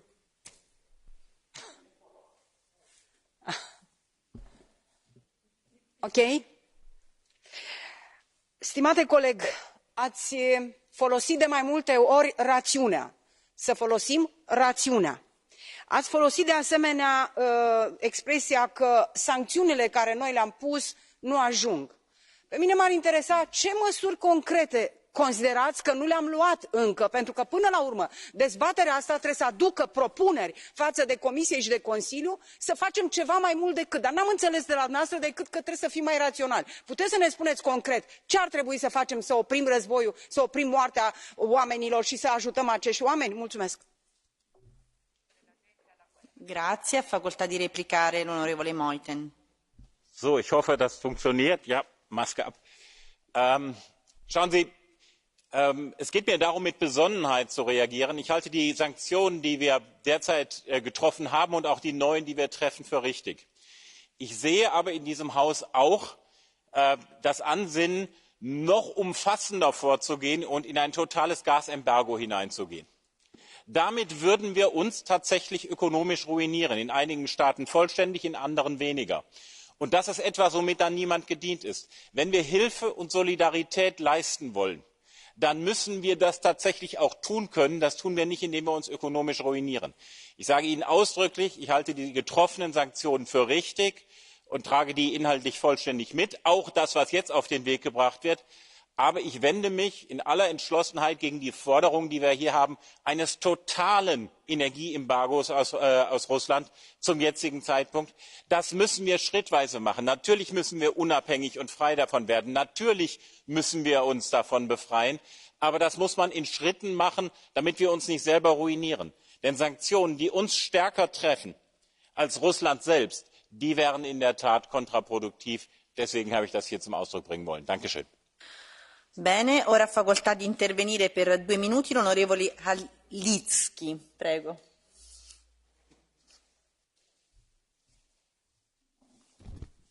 Szanowni Państwo, nie ma słów, by opisać ten dramat Ukraińców, te zbrodnie, które widzimy codziennie i mamy te obrazy przed oczyma. Zbombardowana Ukraina, kobieta zabita przed jej domem, zrujnowanym domem i te klucze od mieszkania, które wypadły z breloczkiem, z flagą Unii Europejskiej. Tak, to nie tylko zbombardowana dziś Ukraina i zabijani Ukraińcy są dzisiaj, to także atak Putina na nasz europejski dom, na nasz porządek i bezpieczeństwo i dlatego Ukraińcy walczą za nas, a my nie możemy tracić czasu i musimy być zjednoczeni, stanowczy, bardzo zdeterminowani w pomocy Ukraińcom, ale też w przywróceniu pokoju i ładu. Ukraińcom potrzebna jest dzisiaj broń, ciężka broń, czołgi, rakiety, amunicja, ale mamy też broń w ręku, broń ekonomiczną. I wzywam was wszystkich ponad podziałami, od lewa do prawa, ponad narodowymi egoizmami, bo to nie jest patriotyczne być egoistą dzisiaj. Nie ma czasu na kalkulacje ekonomiczne. Potrzebne jest pełne embargo na węgiel, ropę, ale też gaz. I jest poprawka, która pozwala nam stanowczo i zdecydowanie wypowiedzieć się jako Izba i zorganizować presję na nasze rządy. To potrzebne jest teraz, a nie as soon as possible. Co to znaczy? Gdzie techniczne i analityczne, jakieś ekonomiczne dywagacje? Dziś Parlament musi powiedzieć jasno. Odciąć Putina od euro. Każde euro to euro na armię i zbrodniarzy, a gazociągiem płynie krew. I my musimy jasno powiedzieć stop, zatrzymajmy to. Embargo, pełne embargo dzisiaj, teraz, now, immediately. Wzywam was, byśmy byli solidarni, zjednoczeni. Poprawmy tę rezolucję. Jest poprawka, która może uczynić z nią jasną, stanowczą, jasny sygnał dla całej Europy. Dziękuję.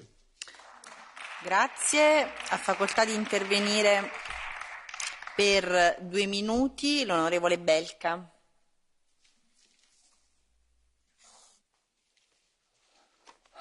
Pani Przewodnicząca, Szanowni Państwo.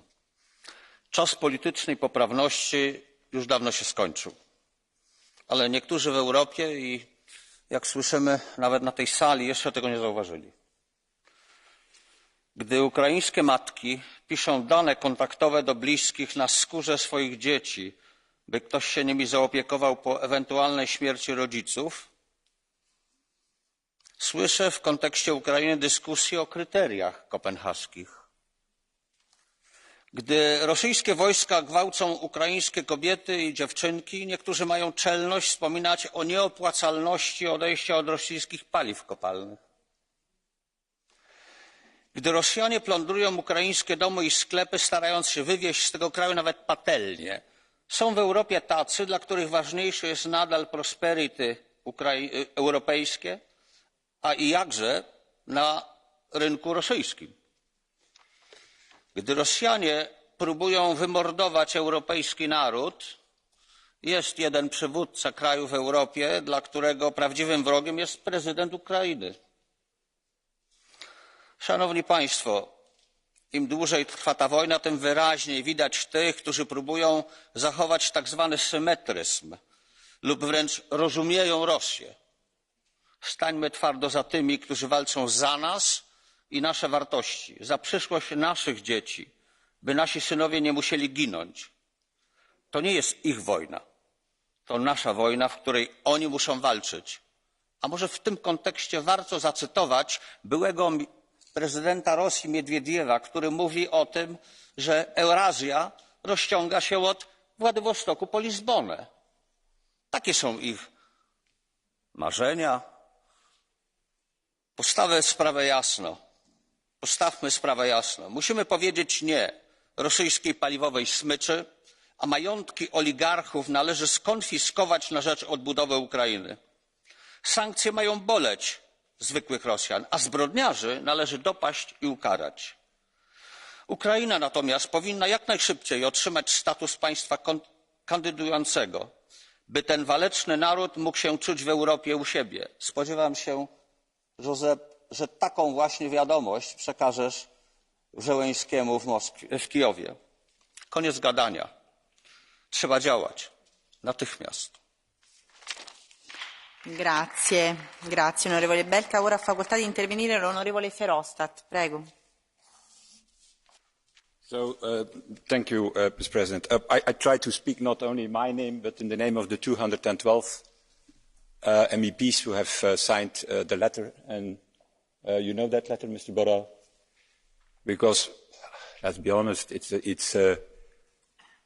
I can only join those who felt completely devastating about what is happening in Bucha and Mariupol. But let's be honest, that cannot be the center of our debate. The center of our debate needs to be, is our strategy that we are following the right strategy? Is it stopping the war? Is it stopping Putin? Yes or not? And what is our strategy? Our strategy, Mr. Borrell, and it's a pity that Mrs. von der Leyen is not there, Mr. Michel is not there anymore, because they are responsible for that, is a strategy of progressive packages of sanctions. We are now on the fourth, and now announced today the fifth package. The first packages didn't work. The value of the ruble went up at the end. And I predict you something, Mr. Borrell. This fifth package will not work either. And therefore, we have sent with 212 people and mapped this letter to you. Because it will not work. And people in the corridors tell me, but Verhofstadt, you are in the package already. And in the sixth package, you're going to have oil as you want. Well, I can tell you, I can wait my whole bloody life for your packages, but the Ukrainians who are dying in Mariupol and Bucha cannot wait anymore. That is the reality of the war today. You know why your strategy doesn't work? Because progressive packages of sanctions with an autocrat doesn't work. That works with a democracy, with Democrats who have a public opinion, a real public opinion. In Russia, there is no longer a real public opinion.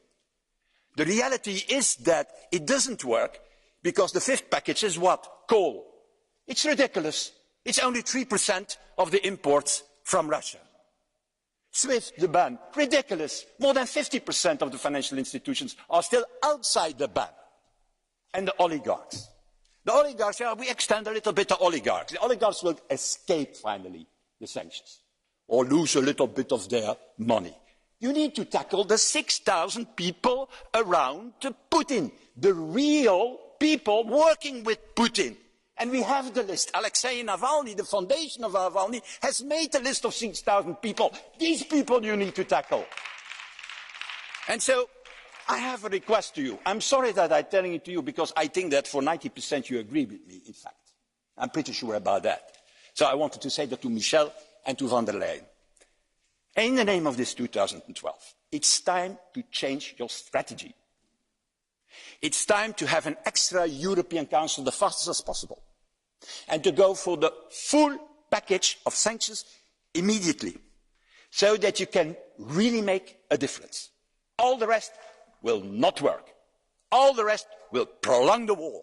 All the rest will be more killings on the Ukrainian side. And finally, a little advice to my friends in Germany. I think that after the horrors of the Second World War, there have emerged, I'm finishing, a strong and democratic Germany. A very strong and democratic Germany. But from such a Germany, I expect leadership, leading by example, and not dragging defeat, as we see it today. Grazie, grazie onorevole Verhofstadt. Come vedete io cerco di essere tollerante con i tempi perché mi pare un dibattito centrale per il presente e per il futuro della nostra Unione, quindi sto cercando di lasciar terminare a tutti i loro interventi. Ora ha facoltà di intervenire l'onorevole Pedicini, prego, ne ha facoltà. Grazie Presidente. Io inizio dicendo che condanno fermamente questo attacco militare russo in Ucraina e sono assolutamente dalla parte del popolo ucraino, ovviamente. Lo dico in partenza per non essere frainteso. E sono anche dalla parte del popolo europeo che inconsapevolmente sta assumendo i maggiori rischi di questa guerra e i maggiori costi di questa guerra. In nome di tutte queste persone io credo che noi dovremmo dire qui chiaramente se questa guerra la vogliamo vincere, se siamo qui per vincerla o se siamo qui per fermarla questa guerra. Perché se ascoltiamo le dichiarazioni dei principali leader occidentali, se ascoltiamo le parole di Biden, se ascoltiamo le parole di gente come Boris Johnson, non riusciamo mai a trovare la parola pace in quello che dicono. Io credo francamente che nessuna di queste persone abbia realmente l'intenzione di fermare questa guerra. E non importa quanti ucraini stanno morendo o quanti cittadini europei soffriranno, loro non la vogliono fermare questa guerra. Allora la prima domanda che faccio è: si può vincere questa guerra? Davvero crediamo di poter sovvertire, di poter rovesciare il regime di Putin senza che Putin prima utilizzi il nucleare? La seconda domanda che faccio è: che cosa vogliamo noi europei? Ci rendiamo conto che da una parte stiamo dando le armi agli ucraini, dall'altra stiamo dando il denaro alla Russia e nel frattempo stiamo imponendo delle sanzioni che gravano soltanto sui cittadini europei. Per me bisogna soltanto fermarla questa guerra e per fermarla bisogna avere il coraggio di dire, anzi di smettere di dire che Putin è un pazzo criminale e sedersi a quel tavolo e parlare con Putin. Perché se Putin è un pazzo criminale allora forse dobbiamo chiederci se noi in Serbia, in Libia, in Iraq, in Siria, in Afghanistan forse siamo stati pazzi criminali altrettanto e forse siamo legittimati a sederci a quel tavolo e parlare con Putin. E allora l'ultima domanda che faccio è: c'è qualcuno qui dentro che ha davvero l'intenzione di sedersi a quel tavolo nell'interesse del popolo ucraino e nell'interesse nella difesa del popolo europeo? C'è qualcuno qui dentro che ha il coraggio di dire signor no agli Stati Uniti d'America? E c'è qualcuno qui dentro che ha il coraggio di dire signor no davvero a questa guerra maledetta? Grazie Presidente. Grazie, ora ha facoltà di intervenire per 2 minuti l'onorevole Fest. Prego. Frau Präsidentin, Herr hoher Vertreter, dieser Krieg ist furchtbar und wer sich von den Bildern aus Butscha oder Mariupol nicht berühren lässt, der lässt sich wahrscheinlich von gar nichts mehr berühren. Dieser Krieg muss so schnell wie möglich beendet werden. Aber diese Gefühle sollten uns nicht übermannen, und bei allem Verständnis für die Sanktionspakete, die hier bereits beschlossen wurden, habe ich doch große Bedenken, wenn ich höre, dass Herr Halicki oder Frau Szydło oder auch Herr Gahler ein vollständiges Öl- und Gasembargo fordern. Das sagt sich so leicht, aber dann sollten Sie auch all Ihren Wählern sagen, was das bedeutet. Es bedeutet nämlich nicht, dass man lediglich zu Hause die Heizung um 2 Grad runterstellt, sondern es bedeutet viel mehr. Es gibt in Deutschland inzwischen mehrere Studien von Experten, die ausgerechnet haben oder die sich darüber Gedanken gemacht haben, was ein vollständiges Öl- und Gasembargo tatsächlich bedeuten würde. Es würde zuerst bedeuten, dass die gesamte petrochemische Industrie in Deutschland sofort zu einem Ende käme. Fällt aber die petrochemische Industrie aus, kommt auch der Anlagenbau, die Automobilindustrie und die Konsumgüterindustrie zu einem Stillstand. Es wird nichts mehr produziert. Und, das ist wichtig, sie kommt nicht nur zu einem Stillstand in Deutschland, sondern sie kommt auch in vielen anderen europäischen Mitgliedstaaten zu einem Stopp. Das hieße, wir haben sofort mit mehreren 100.000 Arbeitslosen zu rechnen. Die Zulieferindustrie geht vor die Hunde. Und was das politisch bedeutet, das sollten Sie alle genau im Blick haben. Es wird eine schwere Rezession vorhergesagt, die vergleichbar mit der Rezession 1929 wäre. Was das für Europa bedeutet, wenn Deutschland als der Motor der Wirtschaft ausfällt, das sollten Sie alle genau im Blick haben, denn auch für die Mitgliedstaaten bedeutet das deutlich weniger Geld, wenn Deutschland als Nettozahler der EU ausfällt. Also ein Totalembargo von Gas und Öl ist wirtschaftlicher Suizid. Das ist leider, diese Verlegenheit, in der wir sind, ist leider das Erbe von Angela Merkel. Aber ich bin für harte Sanktionen. Ich bin vor allem für alle Waffenlieferungen in die Ukraine, um den dortigen Kämpfern zu helfen. Aber wir sollten sehr vorsichtig sein. Wirtschaftlichen Selbstmord zu begehen, um der Ukraine zu helfen, ist sicherlich der falsche Weg. Vielen Dank. Bene, ora ha facoltà di intervenire per 2 minuti l'onorevole Fotyga.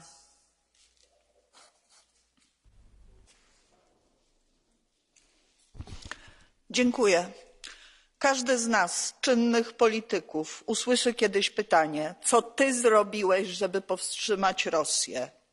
Co ty zrobiłeś, kiedy bestie mordowały Ukraińców? Kobiety, dzieci, starców, ich ciała noszą ślady działań wskazujących w sposób oczywisty na popełnienie zbrodni przeciwko ludzkości. Zło trzeba nazwać złem. Naszym obowiązkiem, naszym prawnym obowiązkiem wynikającym z prawa międzynarodowego jest zrobić wszystko, żeby to zło powstrzymać jak najszybciej. Poprzez zmasowane całkowite sankcje, szczelne, nałożone w solidarności i wypełniane w solidarności. Także poprzez dostawy broni, bo Ukraińcy walczą w wojnie sprawiedliwej. Walczą o swoją wolność i walczą o życie swoich dzieci i matek. I jeszcze jedno, pani przewodnicząca komisji. Przyszła niedziela będzie dniem wspomnień. Nasi bracia Ukraińcy to na pewno zrozumieją. Dniem wspomnień wielkiego przyjaciela Ukrainy. Człowieka, który najmocniej i najwcześniej ostrzegał przed zbrodniczą polityką Kremla. Świętej pamięci prezydenta Lecha Kaczyńskiego, który zginął w katastrofie smoleńskiej. Cześć jego pamięci. Grazie, ora ha facoltà di intervenire l'onorevole Modig. Prego.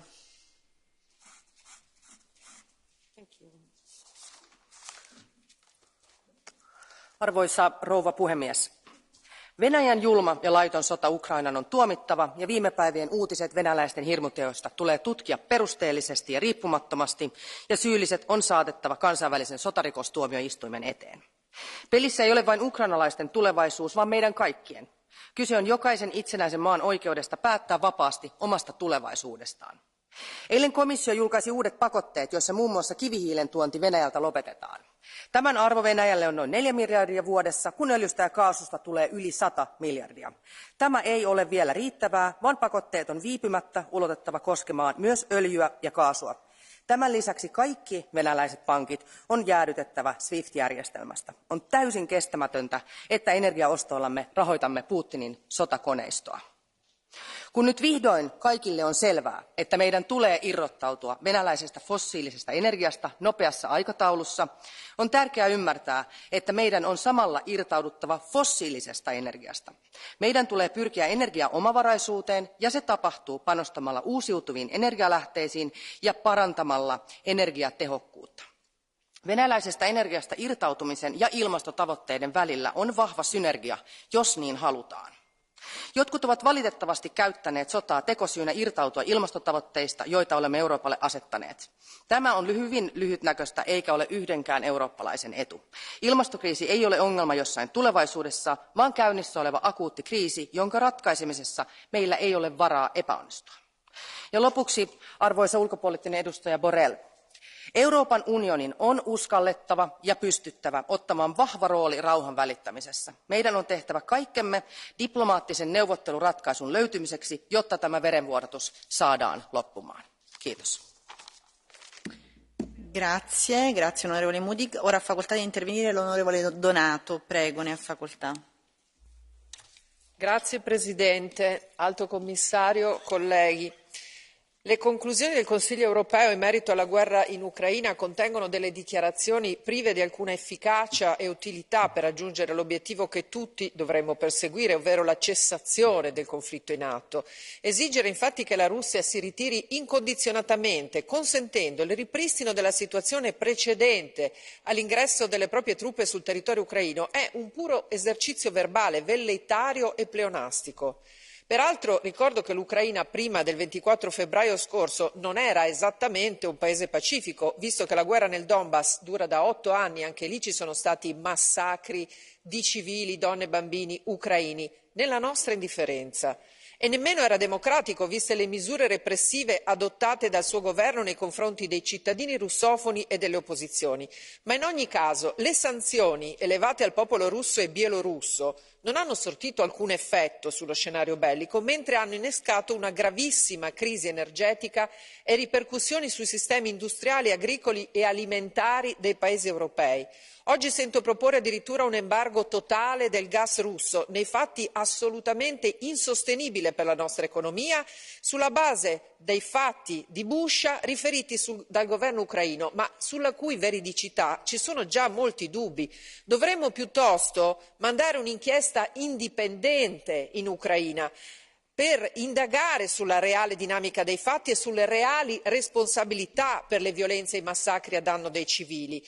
Il sottosegretario generale dell'ONU, parlando al Consiglio di sicurezza, ha riferito sulle denunce di violenza sessuale da parte delle forze ucraine e delle milizie della protezione civile e l'ONU con la missione umanitaria sta verificando queste accuse.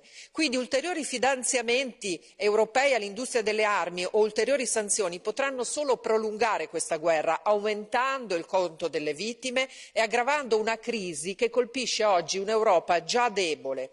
L'Unione Europea dovrebbe recuperare un ruolo di terzietà e obiettività, individuando un proprio rappresentante che sia super partes, per facilitare il negoziato e addivenire alla cessazione delle ostilità, possibile solo con una mediazione efficace che non veda né vinti né vincitori.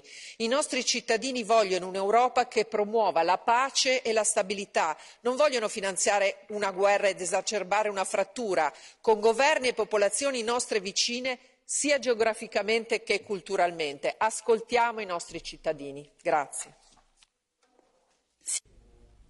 Grazie onorevole Donato. Allora, io ho evitato di interrompere, però mi sia consentito di dire una cosa, che quest'Aula non può diventare in alcun modo il megafono di posizioni che sono assolutamente non accettabili. Il massacro di Bucha, onorevole Donato, è sotto gli occhi di tutti e noi non possiamo accettare, lo dico con molta chiarezza, che in quest'Aula venga messo in discussione addirittura questo. I massacri che stanno avvenendo in questi minuti, in queste ore, di civili innocenti sono sotto gli occhi di tutti e in quest'Aula non è accettabile che questo possa essere messo in discussione. Quest'Aula, onorevole Donato, non è equidistante. C'è un aggressore che è Putin e c'è un aggredito che sono i cittadini ucraini che quest'Aula e le istituzioni europee difendono. Se ne faccia una ragione.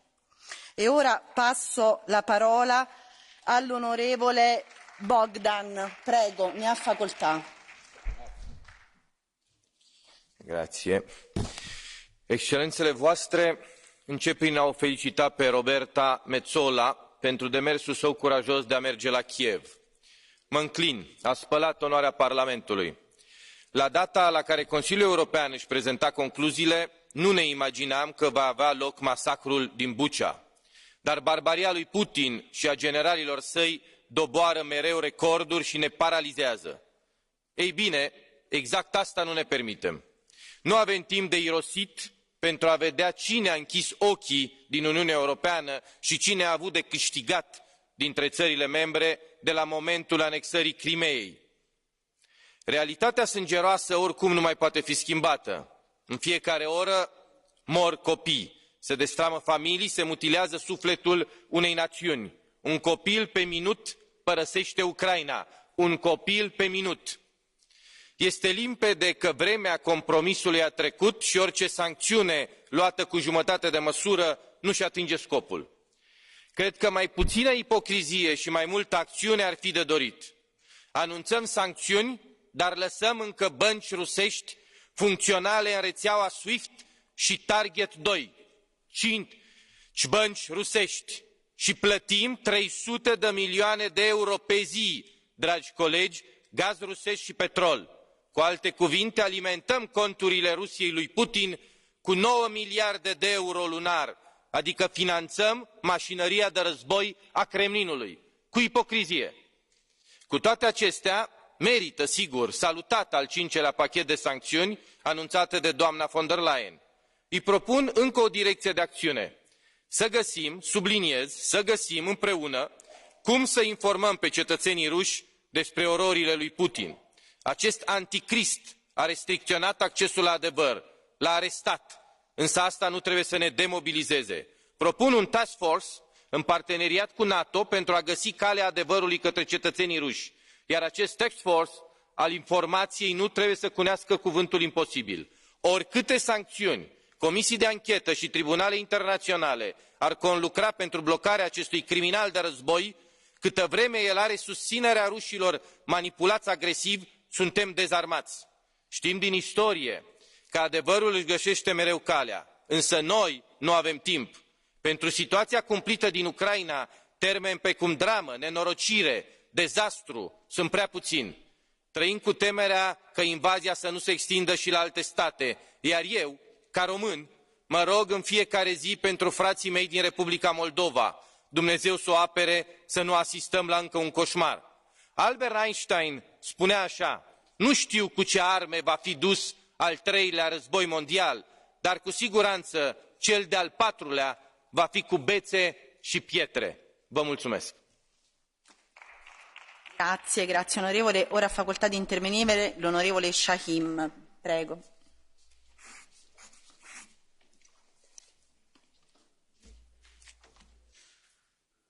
Thank you, Chair. I'll promise you I'll stay in time.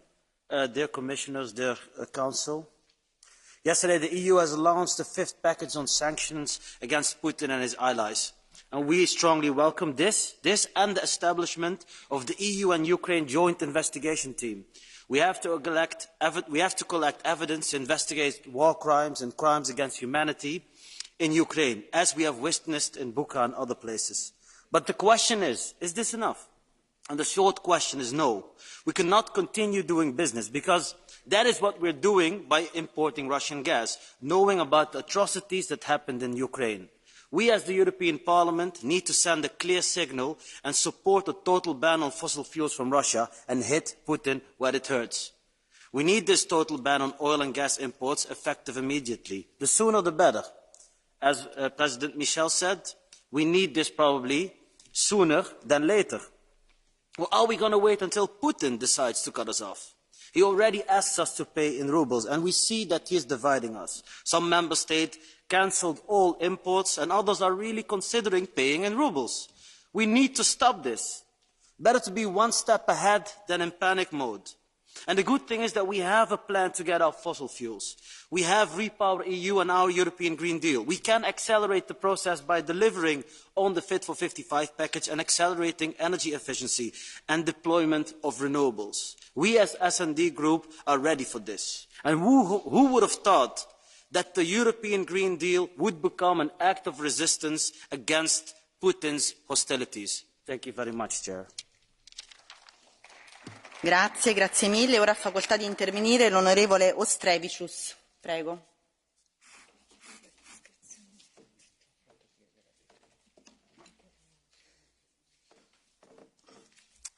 Madam Chair, High Representative, Commissioner, dear colleagues. After his failed attempt to turn Ukraine away from Europe, Putin finds himself haunted by a question. What must Russia do with Ukraine? And his answer, I quote, we do not need a Nazi Banderite Ukraine, which is an enemy of Russia and a tool of the West used to destroy Russia. End of the quote. These lines are taken from an article by RIA Novosti, an official mouthpiece of the Russian state in response to the Western sanctions to the massacre of civilians in Bucha. Does anyone in this chamber who is in the right mind question the existence of the Russian fascism and chauvinism? The Russian regime is an enemy of the West, all of us. Dear colleagues, Western support for Ukraine must be based on binary principle, that either we are with Ukraine or we are against the freedom, democracy and all the values that we cherish in the European Union. We must not even think about our discomfort or the disruption of our daily lives. We must do everything that is necessary to support the existential fight of Ukraine. I regret that the fifth EU sanctions package does not cover all fossil fuels. It really is a shame on us. We are not convincing Ukrainians that the European Union is doing all it can and must. Finally, High Representative, I call on the European Union to appoint a special representative for Ukraine in order to properly coordinate the delivery of all kinds of aid and the eventual reconstruction process. Let's get ready for this. We have to realize that the conference of the future of Europe without the people of Ukraine will never fulfill its main purpose. Let's invite Ukrainians. Thank you. Grazie onorevole. Ora ha facoltà di intervenire per 2 minuti l'onorevole Urtasun. Prego. Gracias, presidenta, alto representante, comisión. El mundo cada vez empieza a tomar mayor conciencia de las atrocidades de Putin en Ucrania. Mis primeras palabras creo que sean para las víctimas, los familiares y los allegados de las víctimas de Bucha. Como el presidente Zelensky dijo ayer ante el Congreso de los Diputados en España, las masacres recuerdan demasiado a la masacre que sufrieron los españoles en Guernica en el año 1937. Son crímenes de guerra que deben ser investigados hasta el fondo y la Corte Penal Internacional debe ahí jugar su papel. Los crímenes de Putin que torpedean las negociaciones diplomáticas nos enfrentan, lamentablemente, al escenario de un alargamiento del conflicto. Y ante este escenario, Europa debe permanecer unida. Eso es lo más importante, apoyando a los ucranianos en todos los frentes y también con sanciones, aplicándolas mejor, porque las sanciones tienen déficits de aplicación y también los verdes lo estamos apoyando con un embargo total de todos los combustibles fósiles provenientes de Rusia, incluido el gas y también el uranio. Pero en el corto plazo también debemos fijarnos en amortiguar los costes que la guerra tendrá entre nuestros ciudadanos para estar mejor preparados. Y yo quiero celebrar las decisiones que en materia energética se tomaron en el Consejo, permitiendo limitar el precio del gas, gravar los beneficios extraordinarios de las compañías eléctricas. Eso es importante, no podemos hacer pagar esos costes a los de siempre. Y en el largo plazo, como europeos, tenemos que hacer una reflexión de qué ha significado todos estos años de dependencia externa de los combustibles fósiles, que hoy no solo son un problema para el cambio climático, son una amenaza para la paz y para la seguridad. Esto hoy lo sabemos. ¿Qué sentido tiene, por lo tanto, ante este contexto, seguir, por ejemplo, manteniendo el gas en la taxonomía? Nosotros debemos hacer todos nuestros esfuerzos para el despliegue urgente de las renovables, poner todos nuestros recursos allí. Probablemente vamos a necesitar un nuevo fondo europeo para poder hacer esa transición mucho más rápida. Y no tenemos tiempo porque el informe del IPCC nos señala cómo se nos está agotando el tiempo para la lucha contra el cambio climático. Hoy, la transición energética no es solo una cuestión de lucha contra el cambio climático, es también, por encima de todo, una garantía de paz y de estabilidad. Muchísimas gracias. Grazie, grazie onorevole Urtasun. Ora ha facoltà di intervenire per 2 minuti l'onorevole Wilimski.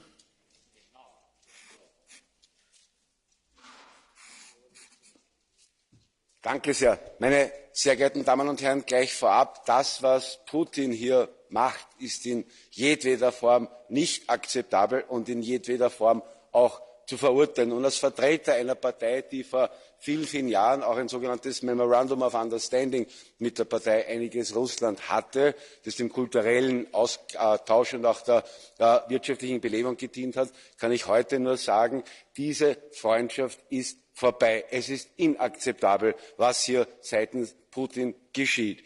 Die Frage ist allerdings, wie reagiere ich darauf? Wirke ich deeskalierend oder gieße ich Öl ins Feuer und drehe an der Sanktionen und an der Embargo-Schraube? Ich glaube mal, diejenigen, die nicht davon betroffen sein werden an dieser Sanktionenpolitik. Das sind etwa der russische Präsident Putin. Der wird sich um den Energiepreis nicht scheren.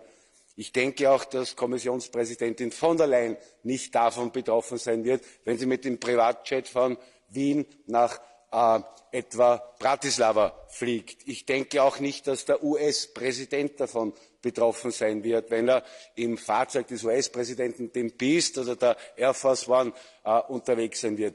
Wer allerdings sehr wohl davon betroffen ist, und das in großem Ausmaß, das sind die breiten Massen der Menschen draußen, die den Energiepreis nicht mehr stemmen, die über 2 Euro an Preis für den Liter Treibstoff nicht mehr stemmen, die die stark angezogenen Gaspreise nicht mehr stemmen und so weiter und so fort. Daher ist es der falsche Weg, weil es ein Schuss ins Knie ist. Die Frage ist, was sollte man anstelle dessen tun, ist aus meiner Sicht auch einfach zu beantworten, nämlich all das, was deeskaliert.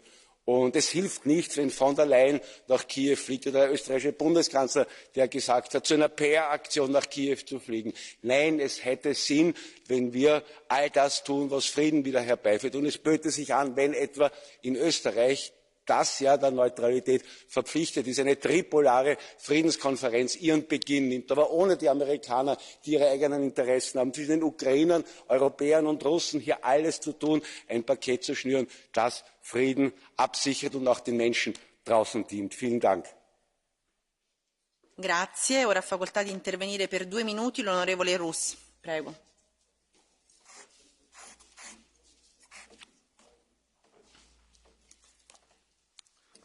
Dank u, voorzitter. Hoge vertegenwoordiger. Beste collega's, voorzitter, ik had mijn woorden ook graag tot mevrouw von der Leyen en meneer Michel gericht, maar telkens blijkt weer dat zij liever niet naar de gekozen volksvertegenwoordigers luisteren. Goed, de oorlog in Oekraïne dreigt in een continentale crisis te ontaarden. We hebben allemaal de laatste verschrikkelijke beelden gezien. Uit de hele geschiedenis blijkt dat de Russische militairen zich barbaars gedragen tegen de burgerbevolking. Moorden, verkrachten, plunderen, iedere oorlog weer. We moeten Oekraïne blijven steunen. Voor Europa is de les, op Rusland kunnen we niet rekenen. Maar de wrange realiteit is dat we de afgelopen 10 jaar alleen maar afhankelijker van Russisch gas zijn geworden. Het klimaatbeleid van dit parlement, jullie beleid, heeft Poetins staatskas gevuld om deze oorlog te voeren. Die afhankelijkheid moeten we zo snel mogelijk afbouwen. En dat kan niet door in te zetten op nog meer onbetrouwbare zon- en windenergie. De energiebronnen die ons juist afhankelijk van Rusland hebben gemaakt. Want alleen gas kan als backup dienen voor als er geen zon en wind is. In plaats daarvan moeten we vanaf heden volledig inzetten op schone kernenergie. Frankrijk heeft al bewezen dat dit de oplossing is. En we moeten volop investeren in innovatie. Dan de korte termijn. Nu al bereikt de inflatie dubbele cijfers. Zonder betaalbare en betrouwbare energie belanden we in een crisis van ongekende omvang. En dat moeten we voorkomen. De Green Deal, inclusief de Farm-to-Fork-strategie, moet van tafel. Voedselvoorziening en betrouwbare energie moeten nu topprioriteit hebben. We kunnen en we moeten ons eigen gas gaan gebruiken en bestaande fossiele en nucleaire energiecentrales volledig gaan benutten. Alleen zo kunnen we een catastrofe afwenden. En wat betreft Oekraïne, deze oorlog moet ophouden. Dat vergt grote politieke vaardigheid en geen economische zelfmoord. Uiteindelijk is dat de enige waarmee Oekraïne en Europa zijn gediend. En laten we ons daarvoor eensgezind blijven inzetten. Ik dank u wel.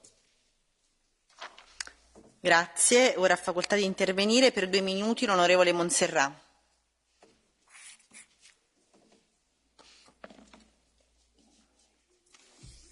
Gracias, presidenta, alto representante. Gracias a la presidenta Metsola por tu valentía, por ir a Ucrania en nombre de todos. Hoy quiero hablarle al pueblo de Ucrania, a vosotros, niños, jóvenes, adultos, mayores, que os enfrentáis al terror de un tirano y alzáis la voz por la libertad, no solo vuestra, sino la de todos. Es vuestro hogar, es vuestra vida. No es solo un territorio, es vuestro país. Es el lugar donde crecieron vuestros abuelos, vuestras madres, y crecerán vuestros hijos. Quiero pedir a todos los europeos que todos seamos Ucrania, Imaginen por un momento que en sus países el sonido de las risas en las calles es sustituido por el de las sirenas y el de los niños jugando por el de los bombardeos. Les pido que perdamos el miedo, como han hecho los ucranianos. Defendamos nuestros valores europeos, que hoy son amenazados y atacados. Lo que está sucediendo es una masacre. No podemos mirar hacia otro lado. Putin pasará a los libros de historia como uno de los peores criminales, como un gran enemigo de los derechos humanos y de la libertad. Bucha, Irpin, Mariupol. La Unión Europea está a vuestro lado. Kiev resiste y Europa demuestra estar a la altura. Romper relaciones diplomáticas y económicas con Putin es una obligación y no valen las ambigüedades. La Unión Europea debe ser firme contra Putin ahora y cuando la guerra acabe, que ojalá sea pronto. No podemos permitir que cuando la barbarie pase volvamos a ceder ante Putin. No solo se trata de hoy, sino del mañana. Es una obligación fortalecer también a Europa ante movimientos populistas y nacionalistas afines que buscan desestabilizar nuestras democracias. Los Estados miembros deben cumplir los compromisos de la Unión Europea y la OTAN, aumentar la inversión en seguridad y defensa, reducir la dependencia energética con Rusia y tomar medidas para paliar los efectos de la guerra que, sumados a la inflación acumulada, está siendo demoledor para las familias europeas. Estamos con Ucrania y defendamos unidos cada día Europa. Muchas gracias. Grazie, grazie onorevole. Ora ha facoltà di intervenire per 2 minuti l'onorevole Piccola.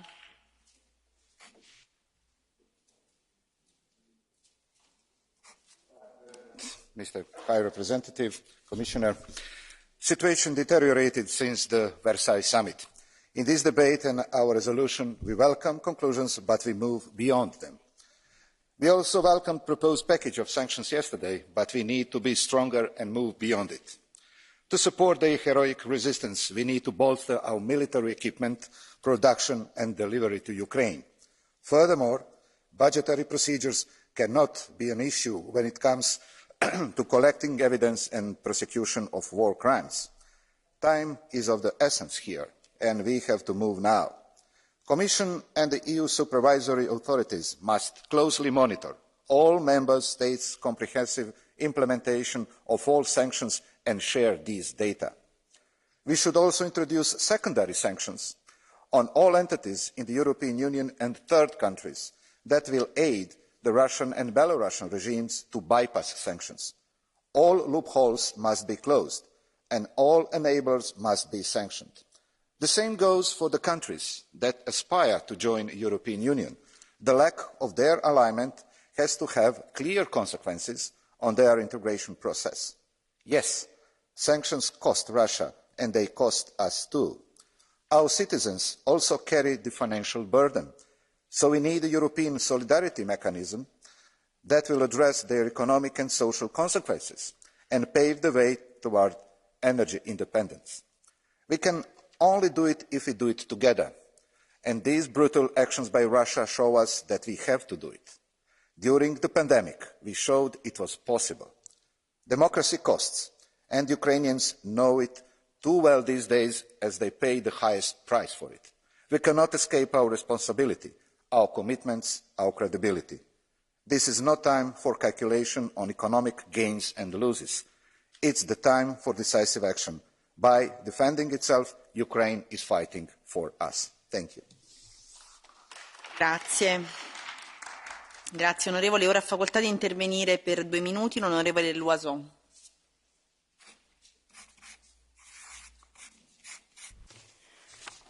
Merci Madame la Présidente et merci d'avoir rappelé tout à l'heure qu'on ne peut pas confondre la liberté d'opinion et d'expression avec le droit de nier les faits, avec le négationnisme. En Europe, il y a ceux, ils sont nombreux, qui pensaient que jamais Vladimir Poutine n'attaquerait l'Ukraine. Comme si 140 000 hommes massés à une frontière, cela pouvait être du bluff. Le problème que nous avons eu, ce n'est pas la qualité du renseignement dont nous disposions, puisqu'il était public. Le problème que nous avons eu, cela a été notre incapacité à penser l'impensable depuis le confort de notre Europe en paix. En Europe, il y a aussi ceux, et j'espère qu'ils sont honteux, qui ne voulait pas livrer d'armes à l'Ukraine parce qu'il pensait que l'armée ukrainienne s'effondrerait en 3 jours. Certains ont changé d'avis, mais ils ont fait perdre du temps, un temps fou. Aujourd'hui, il faut poursuivre, il faut accélérer, car si les combats sont peut-être moins intenses à l'ouest, l'enfer du Donbass est loin d'être terminé. Nous ne devons pas l'accepter, nous ne devons pas nous y habituer. Et puis il y a ceux, et parfois ce sont les mêmes, qui attendent une escalade supplémentaire de la part de l'armée russe pour accroître encore les sanctions. Il y en a parmi eux qui me l'ont dit. Il faudra un massacre pour qu'on en fasse encore plus. Alors je leur demande de nous dire comment s'appelle ce qui s'est passé à Boutcha, les rues jonchées de cadavres, de civils les mains attachées derrière le dos. Je leur demande de nous dire comment ils se sentent quand ils ont sous leurs yeux la preuve que des massacres sont commis en Ukraine par l'armée russe. Je leur demande de nous dire ce qu'ils comptent faire et quand. Mais bon Dieu, quand ils vont arrêter de financer la machine de guerre de Vladimir Poutine en continuant à importer du pétrole et du gaz russe?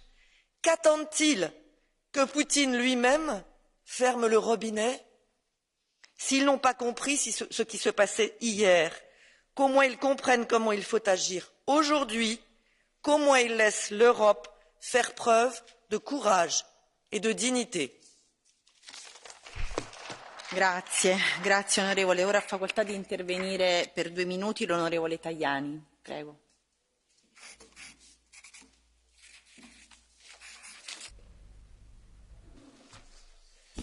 Signora Presidente, signor Alto Rappresentante, signor Vicepresidente, le immagini orribili delle violenze commesse a Bucha e in tante altre città dell'Ucraina hanno provocato la giusta reazione dell'Occidente, la giusta e sacrosanta reazione dell'Unione Europea. È chiaro che il nostro obiettivo è la pace, dobbiamo lavorare per raggiungerla, ma dobbiamo ricordare che non c'è pace senza giustizia.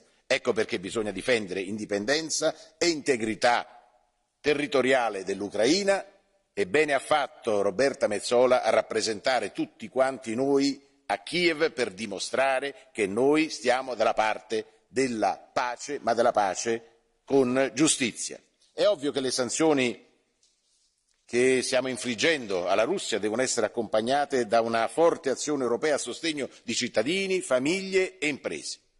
Io credo che sia giusto avere la stabilità di un recovery che attraverso l'utilizzo di bond permetta, per esempio, di aiutare paesi come la Polonia che con grande coraggio stanno accogliendo milioni di ucraini in fuga dal loro paese.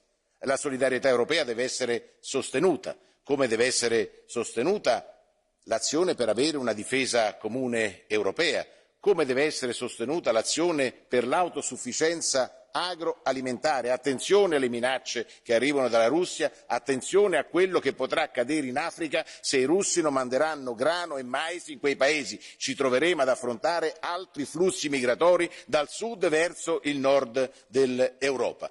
Dobbiamo certamente riflettere sulla PAC e difendere anche sul farm to fork. Vanno sospese e bisogna riflettere su questo. Poi bisogna lavorare molto anche per pensare a come ricostruire l'Ucraina, che è un paese ormai candidato a essere parte dell'Unione Europea. E poi c'è la questione energetica. Serve un tetto europeo al prezzo del gas al fine di evitare una concorrenza sleale all'interno dell'Unione e fare un regalo a chi vuole che l'Europa si divida. La nostra forza è l'unità dell'Europa, l'unità dell'intero Occidente. Unione, Stati Uniti e NATO. Grazie. Grazie onorevole Tajani. Ora ha facoltà di intervenire l'onorevole Geier.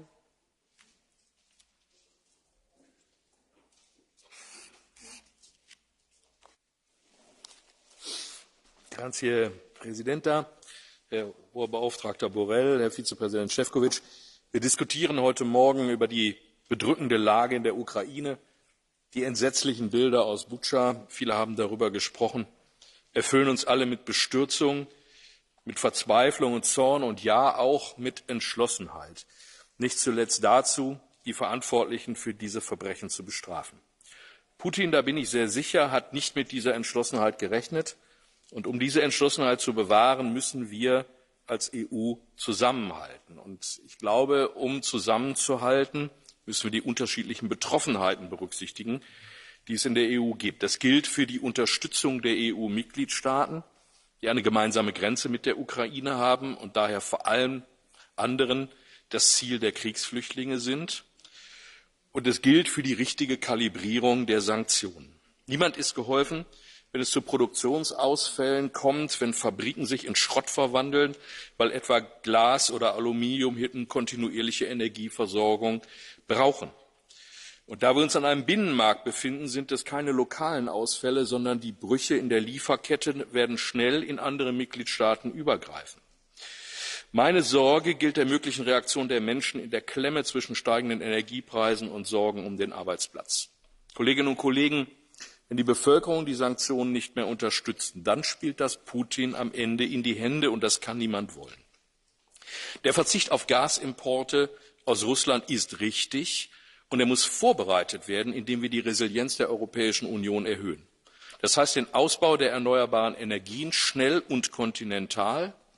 Das bedeutet, dass wir in den Mitgliedstaaten der Europäischen Union unsere Hausaufgaben machen und die Lücken in der Infrastruktur schließen, um vorhandene Energie besser unter den Mitgliedstaaten verteilen zu können. Und das bedeutet eine Diversifizierung beim Import von Energie. Lassen Sie uns mit aller Entschlossenheit die Abhängigkeit Europas von fossilen Brennstoffen beenden, zuerst von denen aus Russland, dann von allen anderen. Vielen Dank. Grazie, grazie onorevole. Ora ha facoltà di intervenire per 2 minuti l'onorevole Guetta. Merci, Madame la Présidente, Monsieur le Haut Représentant, mes chers collègues. Oui, oui, me disait ce week-end un journaliste russe d'opposition, maintenant réfugié à Berlin, d'où il anime un site très, très, très suivi en Russie. Oui, oui, me disait-il, mais que puis-je répondre à ceux de mes compatriotes qui me disent « Mais les Européens, les Occidentaux nous sont hostiles puisqu'ils prennent ces sanctions contre nous, qui allons en souffrir ». Il me posait cette question après la publication de cette adresse au peuple russe que les présidents de 4 de nos principaux groupes politiques ont signée. Je lui ai répondu « Mais écoutez, c'est très simple, répondez-leur que ces sanctions que nous prenons, nous en souffrons nous aussi. Nous en souffrons nous aussi, mais nous acceptons de les prendre et d'en souffrir parce que nous ne pourrions pas rester silencieux devant l'agression dont est victime l'Ukraine. Et il était reconnaissant de ma réponse. Et il m'a dit, bah oui, très bien, je vais vous citer, merci, parfait. Mais en même temps, je me disais dans ma tête à moi, mais est-ce que je suis vraiment sincère? Est-ce que nous acceptons d'en souffrir tant que cela? Et je savais bien que, oui, nous acceptons un peu, mais pas totalement, mais pas complètement, mais pas autant que les Russes vont en souffrir, et certainement pas autant, ça va de soi, que les Ukrainiens en souffrent à chaque instant, eux, de la guerre et non pas des sanctions. Alors, mes chers collègues, j'ai signé avec une dizaine d'autres députés un petit amendement sur la résolution de demain. Petit amendement par lequel nous demandons que soient enlevés les mots embargo sur le gaz as soon as possible, as swiftly as possible. Nous avons des gouvernements, ils verront bien dans quel délai cela peut se faire. Mais nous, le Parlement, nous devons exprimer à une majorité absolue et écrasante notre indignation et notre volonté que soient prises les sanctions les plus fermes, les plus totales. Nous sommes la voix de la nation européenne. Portons-la jusqu'à Moscou et certainement jusqu'à Kiev. Je vous remercie. Grazie, grazie onorevole. Ora ha facoltà di intervenire per 2 minuti l'onorevole Memarakis. Prego.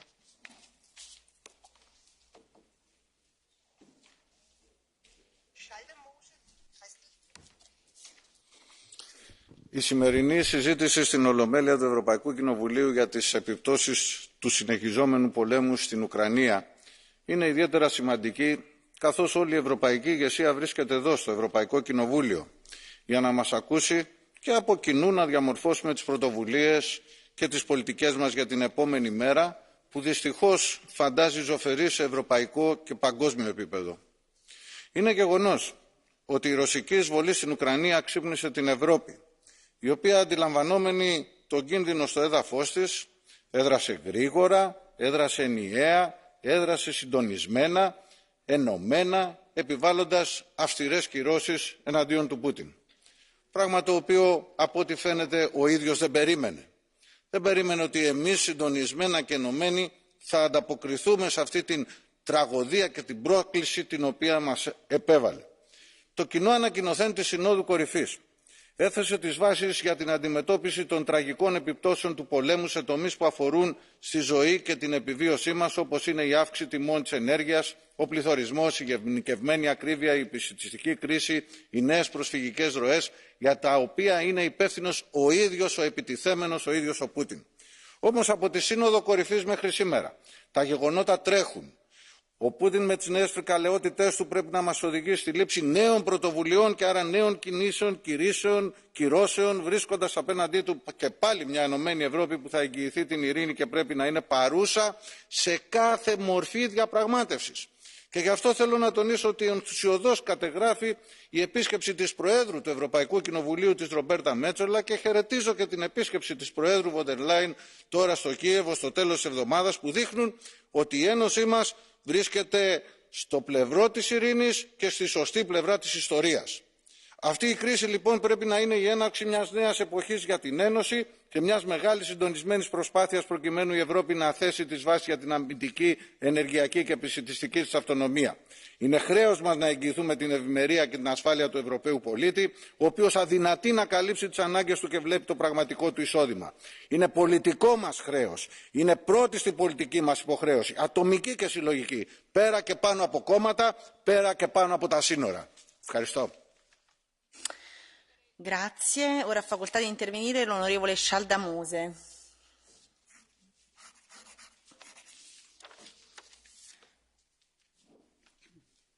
Kommissærer, kollegaer.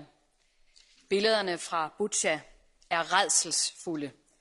Bestialske drab på uskyldige civile. En mand på vej hjem med en pose kartofler. En anden, der kommer cyklende. Bunker med kvindelige ved siden af vejen, nøgne og forbrændte. Billederne er så grusomme, at de er svære at beskrive. Vi mangler ord. Men lige nu er netop det, vi har brug for. Vi har brug for ord, og vi har brug for politiske ord, og vi har brug for handling bag ordene. Det, vi ser i Butsja, ligner krigsforbrydelser begået af Putin, og det skal have konsekvenser. Dem, der står bag de her brutale angreb og drab, de skal stilles til ansvar. Det gælder både dem med militær magt og dem med politisk magt. Og derfor er der altså, kære venner, brug for, at vi igen skruer op for sanktionerne imod Rusland og Belarus. I tæt koordinering her i EU, men også med vores allierede i øvrigt. Vi skal have sat tommelskruer på Putin. Det skal kunne mærkes, når man overskrider internationale regler. Kollegaer her i dag har talt rigtig meget om energisanktioner. Jeg støtter det fuldstændig. Vi har brug for at skrue op for sanktionerne her. Men vi kan også gøre mere. Vi har faktisk også brug for at kigge på digitale sanktioner. For hver evig eneste dag høster russiske tech-virksomheder følsomme data fra millioner af smartphones, også smartphones her i Europa. Det er data, der potentielt kan bruges imod ukrainere på flugt, eller russere, der arbejder imod Putins regime. For vejen fra den russiske datahøst til Putins skrivebord i Kreml, den er ganske kort, også selvom mobiltelefonen befinder sig i Europa. På den måde udgør hver evig eneste app, der indeholder komponenter fra en russisk tech-virksomhed, en potentiel fare for alle, der arbejder for et fredeligt Ukraine og et demokratisk Rusland. Så derfor er der altså også brug for, at vi kigger i værktøjskassen efter digitale sanktioner nu. Vi har brug for at indføre et dataembargo i EU og i Vesten, så dataflowet fra russiske tech-virksomheder kan høre op hurtigst muligt. Vi har brug for at tage alle våben ud af hænderne på Putin, også de digitale våben, han bruger imod egne borgere og mod ukrainerne. Jeg håber, vi kan stoppe det nu. Tak. Grazie, grazie onorevole. Ha facoltà ora di intervenire per 2 minuti l'onorevole Kovacev.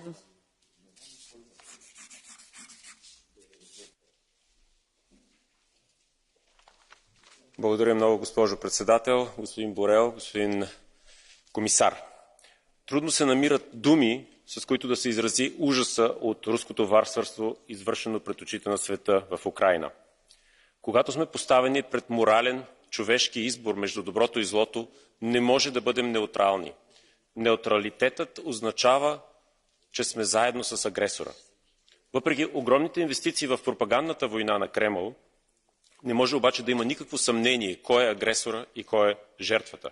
Войната винаги води до огромни страдания, но войната трябва да спре днес, но тя трябва да спре не с победа за агресора. Няма време за отлагане. Затова се обръщам към вас и към съвета, и към комисията, но и към страните членки.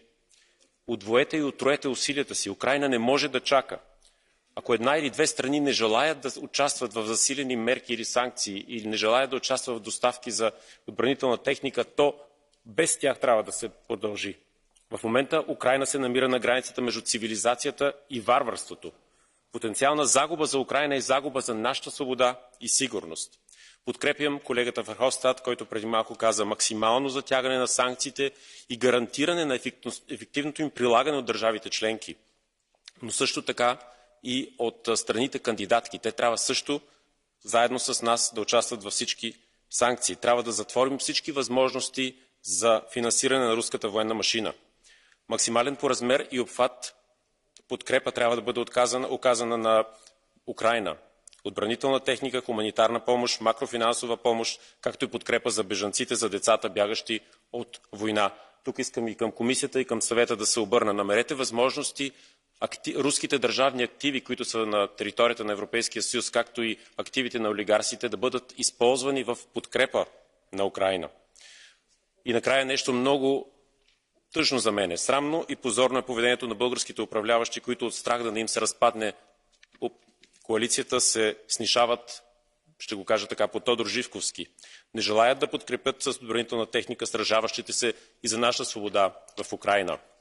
And one last point, I would like to pay my big respect to President Metsola. She was there in Kiev, but I would like also to ask the Bureau of the Parliament, please return the Ukrainian flag here in the plenary until the war is going to the end for the victory of freedom and Ukraine. Slava Ukraina. Grazie, grazie onorevole. Ora ha facoltà di intervenire per 2 minuti l'onorevole Moreno Sanchez. Prego.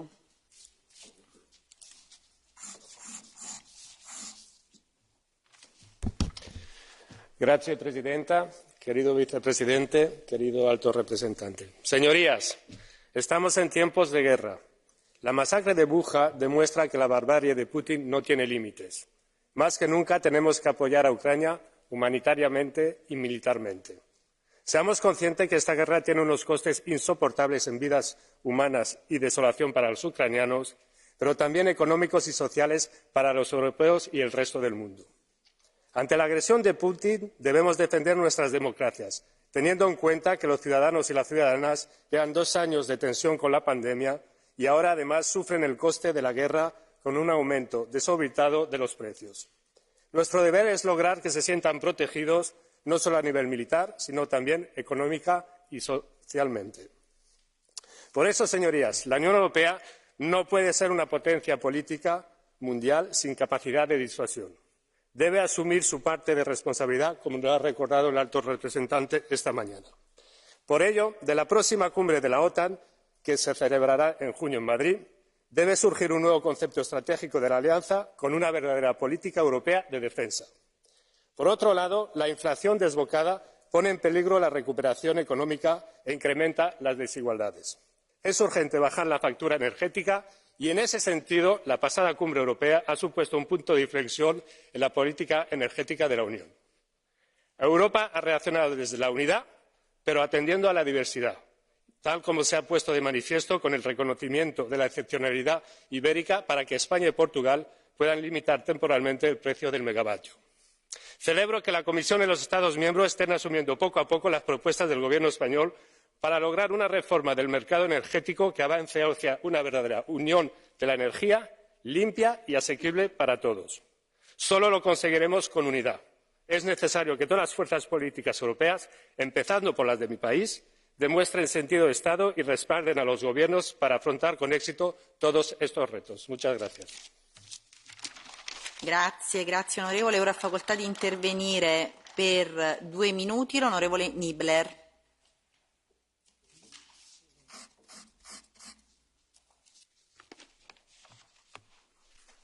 Vielen Dank, Frau Präsidentin, Herr Vizepräsident der Kommission, Herr Hoher Beauftragter, meine lieben Kolleginnen und Kollegen.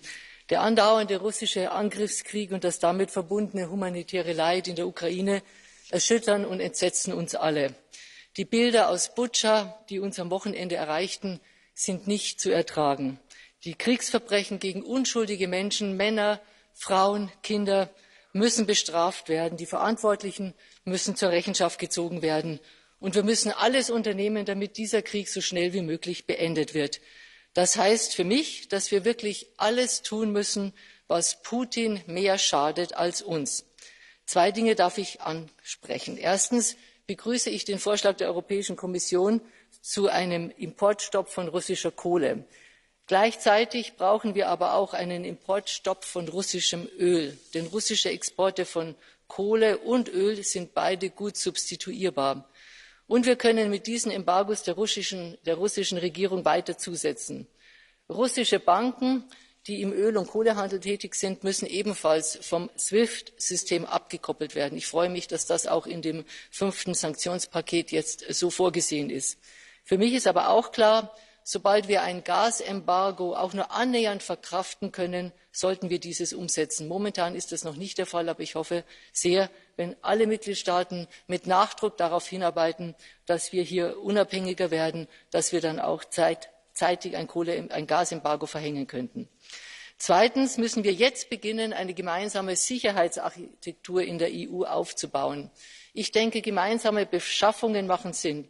Ich denke, Bündelung unserer Forschungsaktivitäten im Bereich Sicherheit und Verteidigung machen Sinn. Vorschläge gibt es genug. Wir hier im Europäischen Parlament haben dieses Thema oft diskutiert, haben Vorschläge erarbeitet, unterbreitet. Wir müssen jetzt ganz konkret hier den Aufbau einer gemeinsamen Sicherheits- und Verteidigungsunion angehen. Und ich gestehe, dass ich hierzu von den Mitgliedstaaten konkrete entsprechende Initiativen bislang vermisse und würde mich freuen, wenn das jetzt auch endlich von den Staaten entsprechend hier angegangen wird. Vielen Dank. Grazie onorevole. Ora passiamo al catch the eye. Hanno fatto richiesta di intervento diversi colleghi. Cominciamo dal collega Bokovic.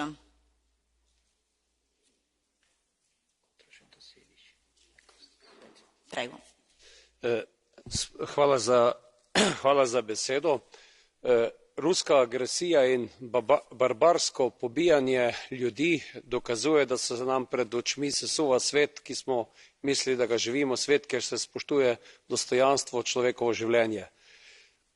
Putin se je v Ukrajini uštel, kajti Ukrajine ni zavzel v 2 dneh, očitno jo ne bo zavzel niti v 2 mesecih in najbolj se lahko pripravljamo kar na 2-letno dolgo vojno, kot napovedujejo vojaški strokovnjaki. Putin ni zmagal, ker so bili Ukrajinci enotni, ker so se junaško hrabro uprli agresorju in na drugi strani, ker smo tudi mi v Evropi pokazali enotnost in pomagamo Ukrajini v njenem boju, tako z orožjem, kakor tudi s humanitarnimi stvarmi.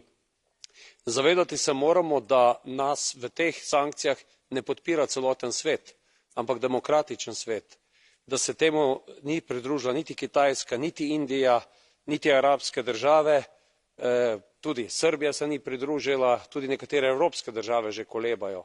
Zato bo to trd boj, vsekakor pa moramo v tem boju vztrajati. Rusijo ne bodo ustavile naše sankcije, lahko jo oslabijo. Rusijo bo ustavilo orožje, ki ga Ukrajinci rabijo, zato zelo podpiram početje, ki ga počne Češka država, ZDA in tudi mi moramo na tej poti še samo bolje in močneje podkrepiti to podporo na vojaškem področju. Vsekakor je potrebna tudi humanitarna pomoč, pri sankcijah pa ni časa za špekulacije.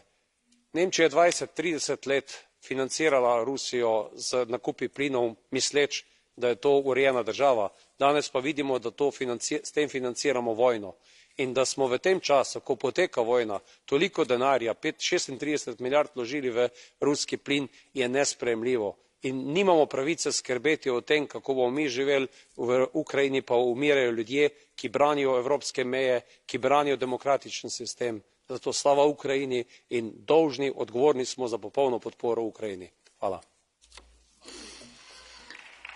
Grazie. Ora ha facoltà di intervenire la collega Aguilera. Prego, ne ha facoltà.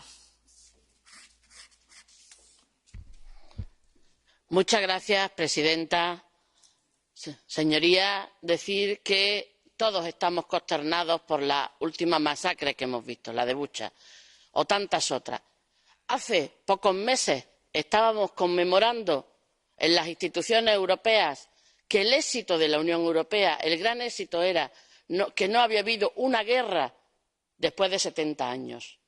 Lo estábamos conmemorando y diciendo, si la Unión Europea ha triunfado es evitar la guerra y cambiarla por el diálogo y la paz. Pues bien, tenemos en nuestro continente, no en la Unión Europea, pero en el continente europeo, una guerra sangrante, una invasión tremenda, desigual, desequilibrada. Y desde el primer día somos conscientes de ello. Y la diplomacia, señorías, no sirve aquí. No sirve. Hay que actuar como lo está haciendo la Comisión con todas las medidas posibles. Y probablemente habrá que seguir articulando esto. Quiero apoyar firmemente a la Comisión Europea. Quiero que nos felicitemos por esta Unión Europea. Y quiero además pedir la importancia de la unidad de todos los países europeos. Es muy importante que nadie salga del acuerdo. Eso es lo que nos dará fortaleza ante un dictador como Putin, ante una masacre universal que tendrá que sentarse en el Tribunal de La Haya, finalmente. Y por eso quiero agradecer las palabras y el discurso del señor Borrell.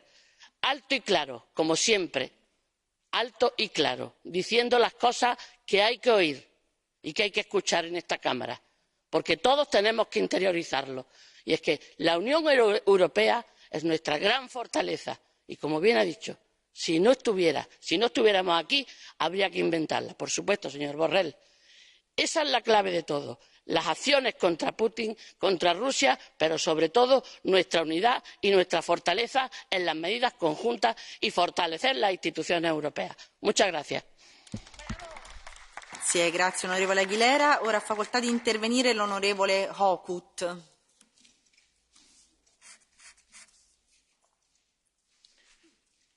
Putin is a butcher. We saw in Bucha.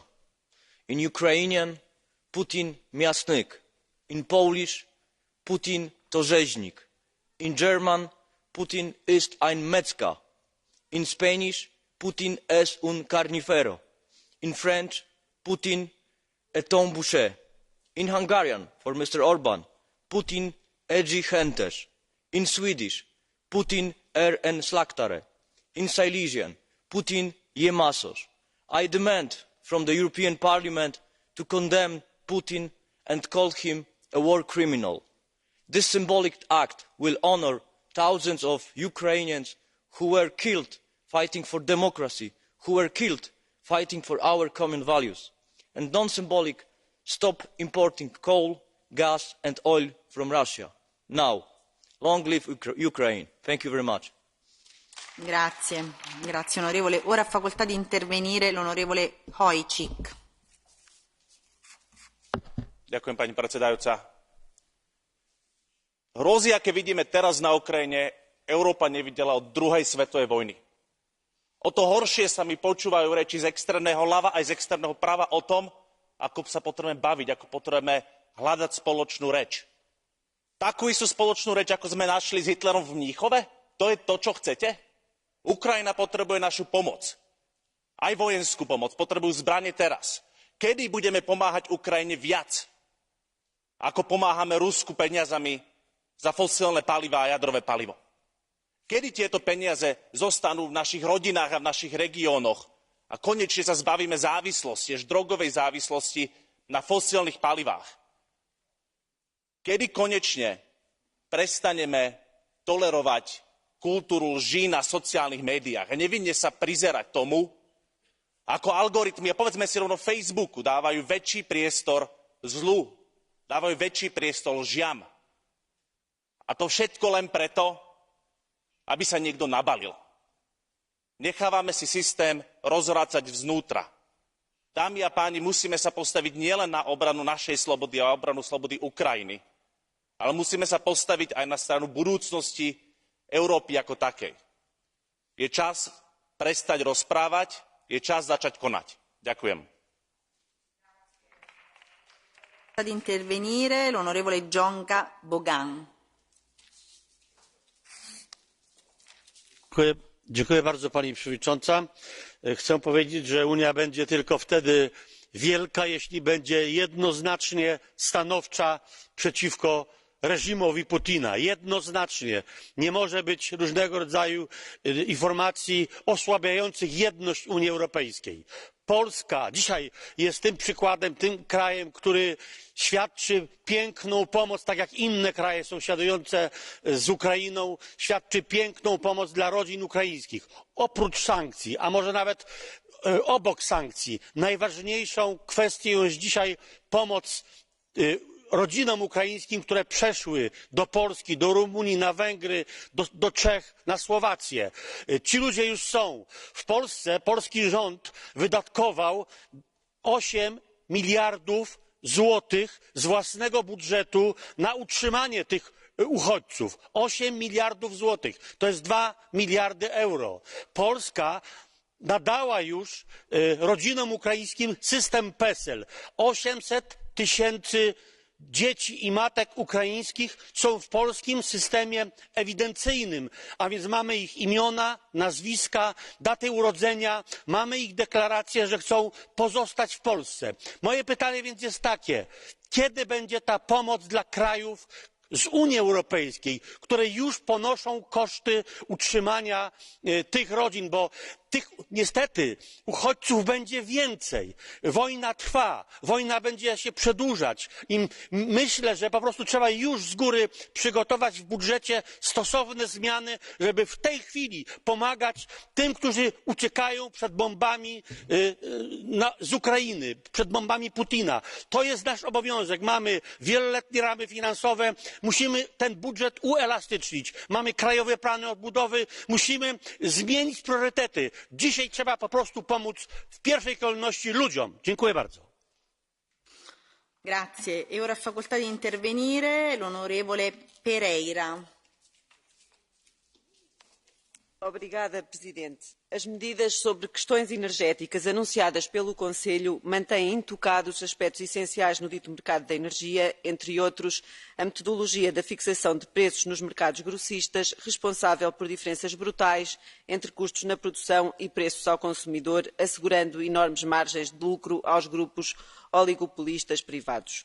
A situação atual põe em evidência não só a necessidade da recuperação do controle público de setores estratégicos como a energia, como da promoção da produção nacional, atenuando déficits produtivos e a dependência externa de Estados. A aprovação da chamada bússola estratégica configura o caminho militarista que a União Europeia insiste em aprofundar. Um caminho que absorve recursos crescentes para esta deriva militarista, enquanto faltam recursos no combate aos déficits produtivo, energético, alimentar, tecnológico, demográfico, no financiamento cabal dos serviços públicos, no combate à pobreza, às injustiças e desigualdades sociais. Este é um caminho que não trará maior segurança à Europa, mas trará sim maiores riscos. A escalada armamentista e a política de sanções não servem os interesses dos povos, nem o caminho necessário para a paz. Obrigada. Grazie, grazie. Ora facoltà di intervenire. Vi prego di essere brevi, stiamo cercando di dare la parola a tutti quelli che hanno fatto richiesta, non so se ci riusciremo, però il dibattito è davvero centrale, quindi chiedendo di essere breve l'onorevole Garapini. Prego. Mulțumesc, doamna președintă, domnule comisar, stimați colegi, au trecut peste 40 de zile și vedem cu toții că acest masacru continuă în Ucraina. Eu sunt din România, suntem la graniță, alături de Polonia, de Republica Moldova. Nu știm, cetățenii din țara mea mă întreabă când se oprește? Se poate extinde oricând. 500 de milioane de europeni se uită la liderii mondiali, la dumneavoastră, la președintele Consiliului European, care, iată, nu este aici. Așteaptă soluții și eu cred că dacă am încercat aceste sancțiuni de 3 ori, în management se spune că dacă de 3 ori încerci și nu reușești, trebuie să găsești și alte soluții. Stimate înalt comisar, domnule comisar, trebuie să încercați concomitent cu sancțiunile foarte dure și drastice și sigure să faceți și negociere.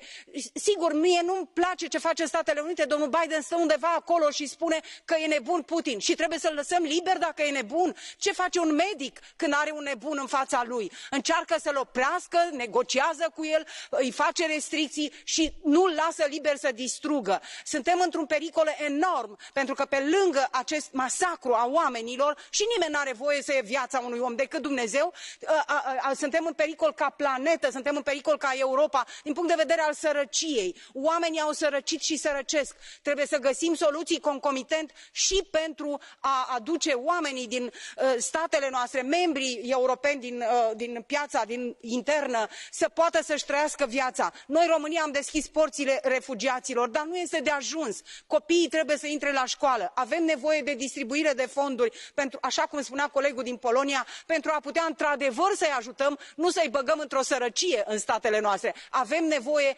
urgent de negociere pentru a stopa acest masacru. Vă mulțumesc. Grazie. Onorevole Keller. How many more Buchas? How many more Mariupols? How many more refugees? How many more bombed out maternity hospitals? How many more mass graves? How many more rapes and summary executions?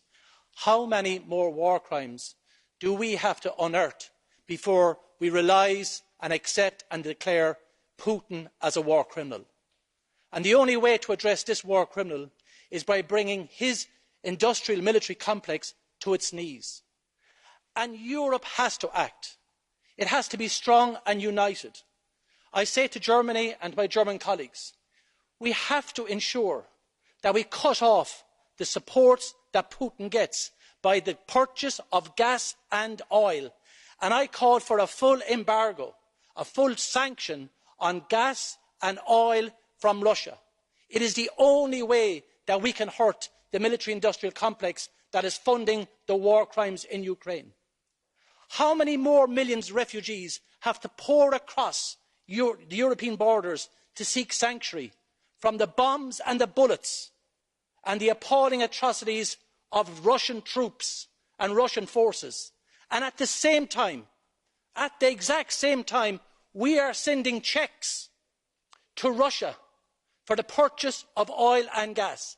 It is shameful, and there's a moral obligation on every country in the European Union, and specifically Germany, has to accept that it has a moral authority as well, and an obligation to cut the gas, to cut the oil, and cut the funding of Putin's criminality and war machine that is slaughtering Europeans in Ukraine as I speak. It will be shameful for us to continue in that vein. Mr Borrell, I urge you and I urge the Commission to bring forth those sanctions now, not next week or next month. Grazie, grazie a tutti i colleghi e ora ci avviamo appunto alle conclusioni. Chiedo al commissario Šefčovič di intervenire a nome della Commissione.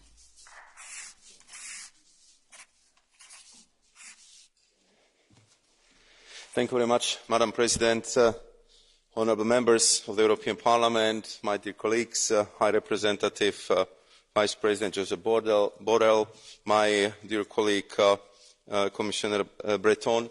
I think that this debate was a true reflection of our shock and horror about the war crimes committed in Bucha. War crimes committed in Europe, war crimes committed in the 21st century, war crimes committed with barbarity, not seen on European soil since the Second World War or Srebrenica times. I fully share the condemnation of these crimes by this House, but I think that we should go even further. we as a European Union should solemnly declare that we would never forget the victims, that we would never stop pursuing the perpetrators, and we would never accept any peace deal which would try to exonerate or pardon the war criminals. These criminals should know that for Europe, you are the war criminal for the rest of your lives. For Europe, these war crimes are not pardonable, not now, not tomorrow, simply never. Because I share worries expressed by Madame von Kramon, Mr. Geier, Madame Schillo, or Mr. Belka. The worries about what we will discover in Mariupol, in Irpin, in Mykolaiv. What kind of horrible crimes have been committed there? And to make sure that we would pursue the perpetrators, we established a joint investigation team with Ukraine to collect the evidence, to investigate war crimes and crimes against humanity, and this is our proof that we will never forget. I fully understand the calls of honourable members to do more, to help Ukraine and to put even more pressure on Russia, and I understand it. At the same time, we have to recognise that we can best help Ukraine and fend off aggressor if we are politically united and economically strong. Unity, solidarity and economic strength are our strongest assets and instruments. In 5 weeks, we adopted 5 packages of sanctions, and they are biting. The Russian economy is heavily suffering, and the financial system is in turmoil.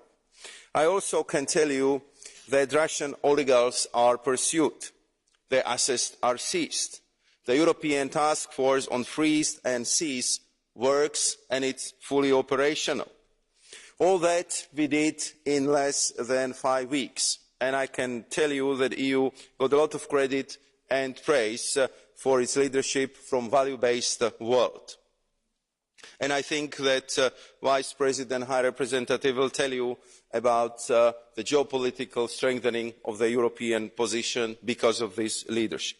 I agree with all the honourable members that we bear huge responsibility. Therefore, we will continue to close loopholes of our sanctions and increase pressure on aggressor. We are looking into further measures how to dramatically reduce our dependencies on Russia and how to do it in a way that we will continue to have the strong public support and stellar unity we have now in Europe.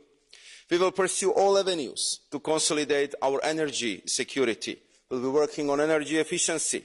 We will accelerate our Green Deal, but also we would work better with our gas storages, we would improve the infrastructure, and I totally agree with all those who have been calling for finalising the infrastructure build-up and build finally the necessary interconnectors between the Iberian Peninsula and the rest of the European Union. We are kicking up into higher gear the energy diplomacy.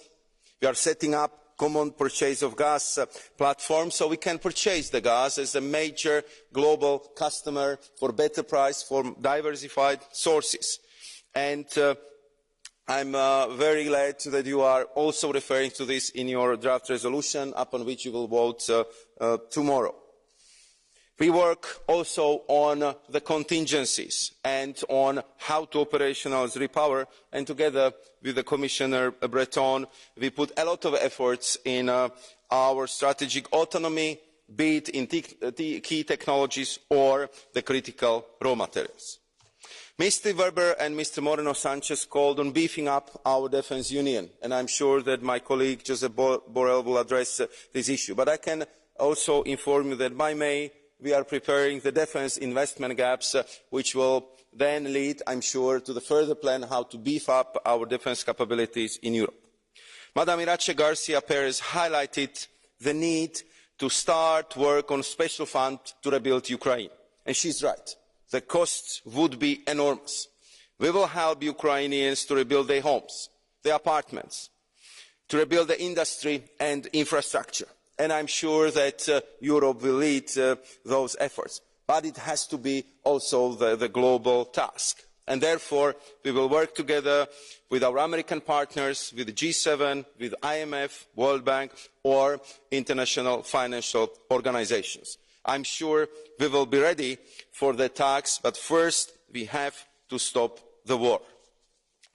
Madam Bonafé and Mr. Pizzula highlighted that there is no easy way forward, that democracy has its costs, and the Ukrainians are those who are paying the highest prices. And both are absolutely right. We must be, and we are, ready for tough decisions.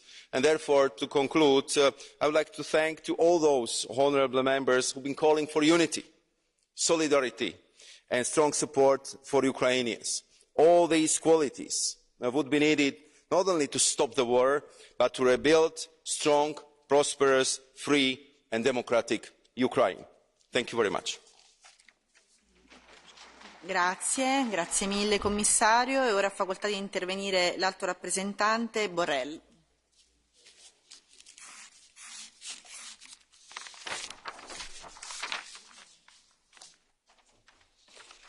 Mr. President, Madame la Présidente, chers collègues de la Commission, honorable members, ça a été un débat très illustratif.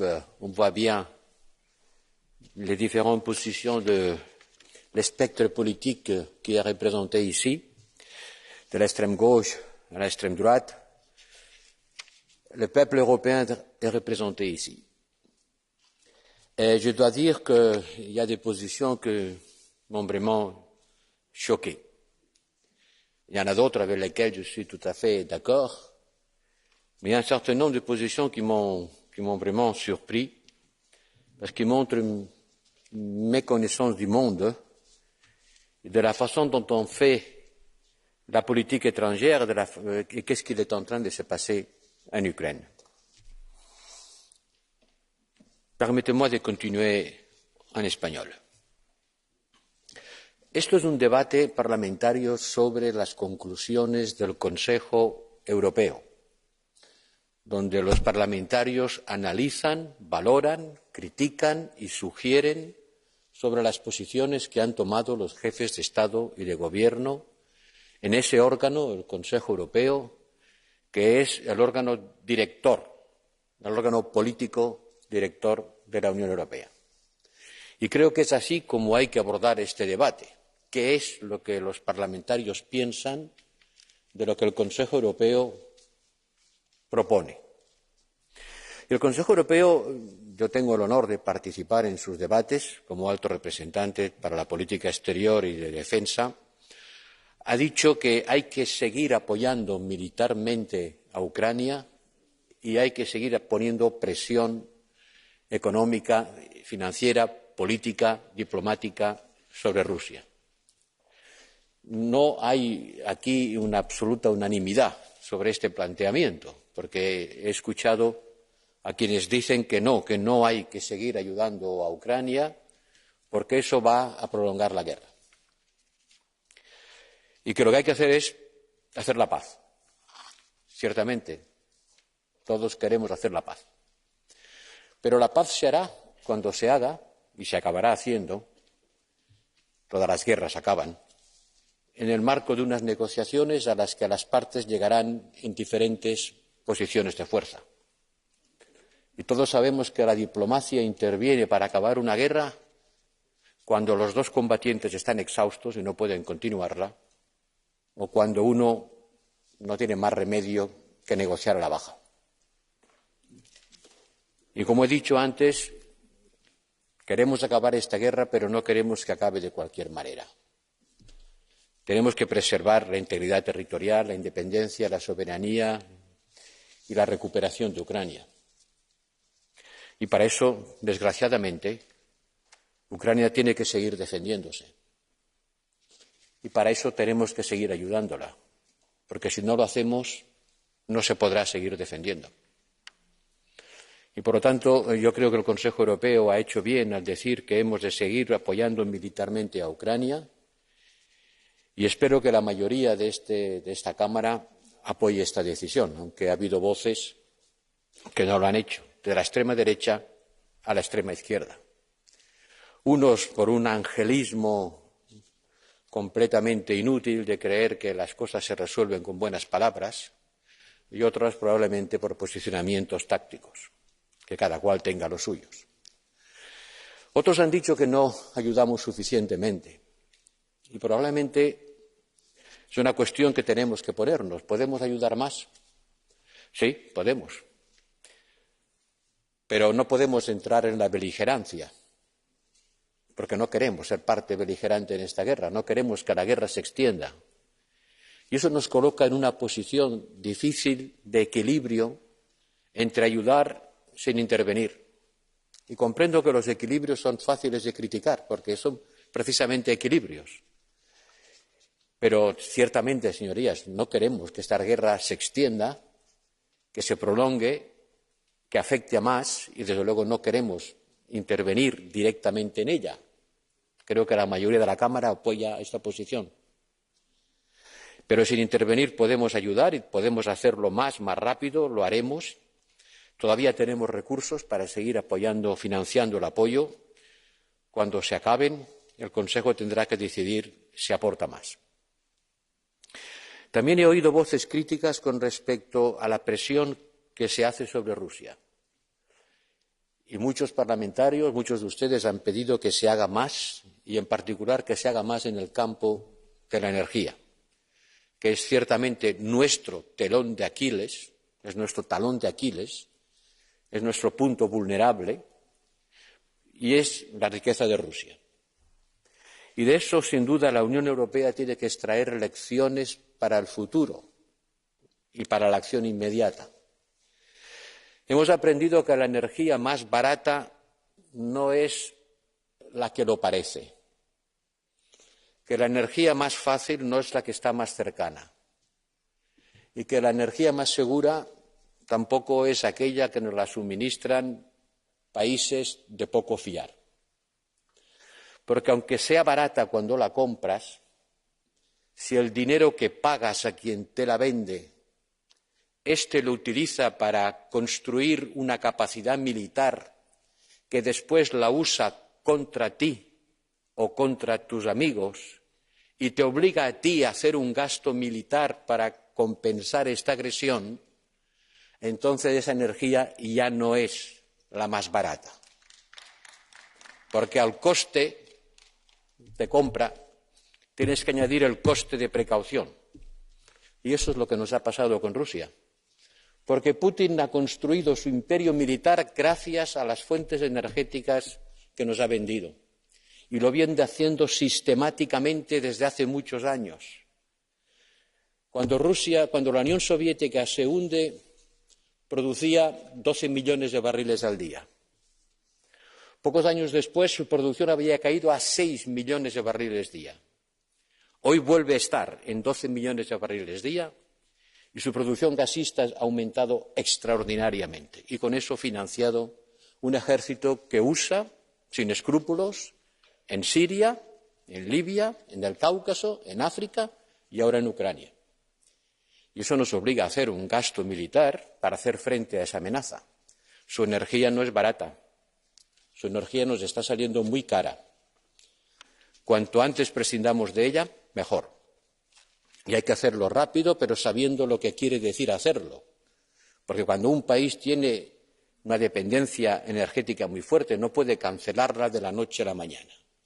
Entonces, ni de la noche a la mañana, ni demasiado despacio, poniendo instrumentos que hagan presión de tipo fiscal y financiero, compromisos políticos. Estoy seguro que en el Consejo de Asuntos Exteriores del lunes volveremos a discutir sobre este tema y tengan la seguridad que transmitiré lo que he escuchado esta mañana aquí acerca de suprimir la dependencia del petróleo y del gas ruso tan pronto como podamos hacerlo.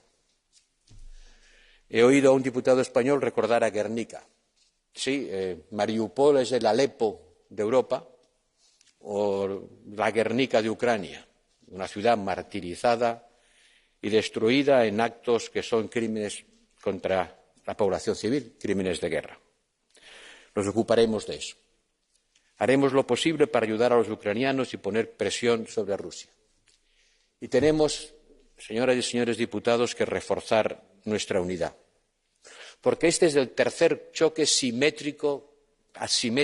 tercer choque asimétrico que sufre Europa. El primero fue de naturaleza financiera y económica, la crisis del euro. El segundo ha sido la crisis sanitaria y este es el tercer choque que nos afecta de manera diferente a unos y a otros. En la frontera este, los refugiados hacen más presión sobre Polonia que sobre Portugal, es evidente. Desde el punto de vista energético, el suministro ruso hace más presión sobre Alemania que sobre España, también es evidente, porque España no consume gas ruso, apenas. Nos afecta de forma distinta y cuando nos afecta de forma distinta es cuando hay que mostrar una unidad basada en la solidaridad.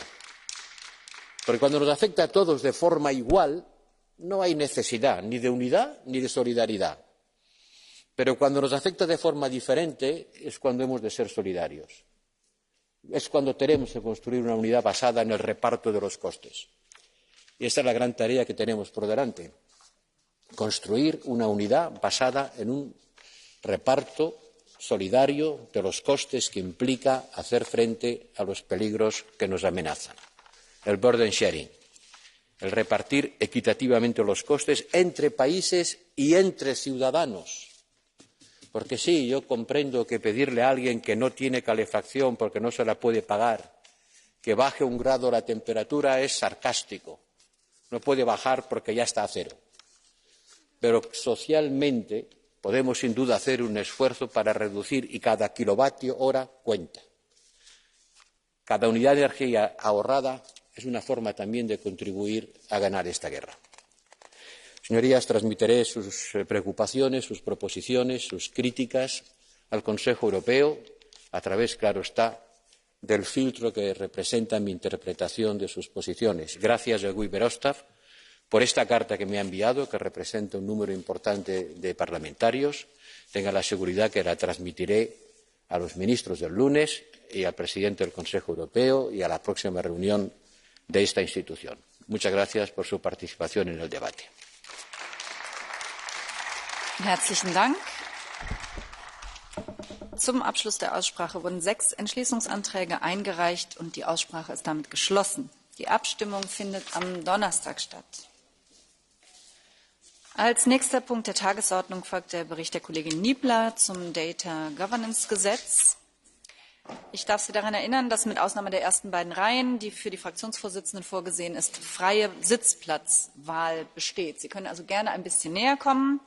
Nachdem Sie Ihre Abstimmungskarte in das Abstimmungsgerät eingeschoben haben, können Sie dann über Ihr Abstimmungsgerät spontane Wortmeldungen und blaue Karten beantragen. Ich weise darauf hin, dass Wortmeldungen im Plenarsaal weiterhin vom zentralen Rednerpult aus erfolgen, außer spontane Wortmeldungen, blaue Karten und Bemerkungen zur Anwendung der Geschäftsordnung. Und damit, wenn sich hier alle wieder auf ihre Plätze eingefunden haben, bitte, dann darf ich das Wort der Kollegin Niebler als Berichterstatterin erteilen. Vielen Dank, Frau Präsidentin, Herr Kommissar Breton, liebe Kolleginnen, liebe Kollegen. Wir erleben aktuell eine Zeitenwende, ausgelöst durch diesen fürchterlichen, schrecklichen Krieg in der Ukraine.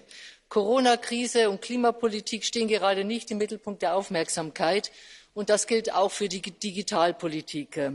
Aber dennoch, wir erleben auch in der Daten- und Digitalpolitik eine überfällige Zeitenwende, die mit der Verabschiedung des Data Governance Acts heute ihren Anfang nimmt. Um ehrlich zu sein, Bestandsaufnahme Europa hat die Geburtsstunde der Online-Plattformökonomie und die damit verbundene Revolution der Nutzung persönlicher Daten verschlafen. Wir haben es den großen US-amerikanischen Unternehmen wie Google, Facebook, Amazon überlassen, die als Innovatoren der ersten Stunde auch heute die digitale Welt dominieren. Aber mit der europäischen Datenstrategie, die ja schon bereits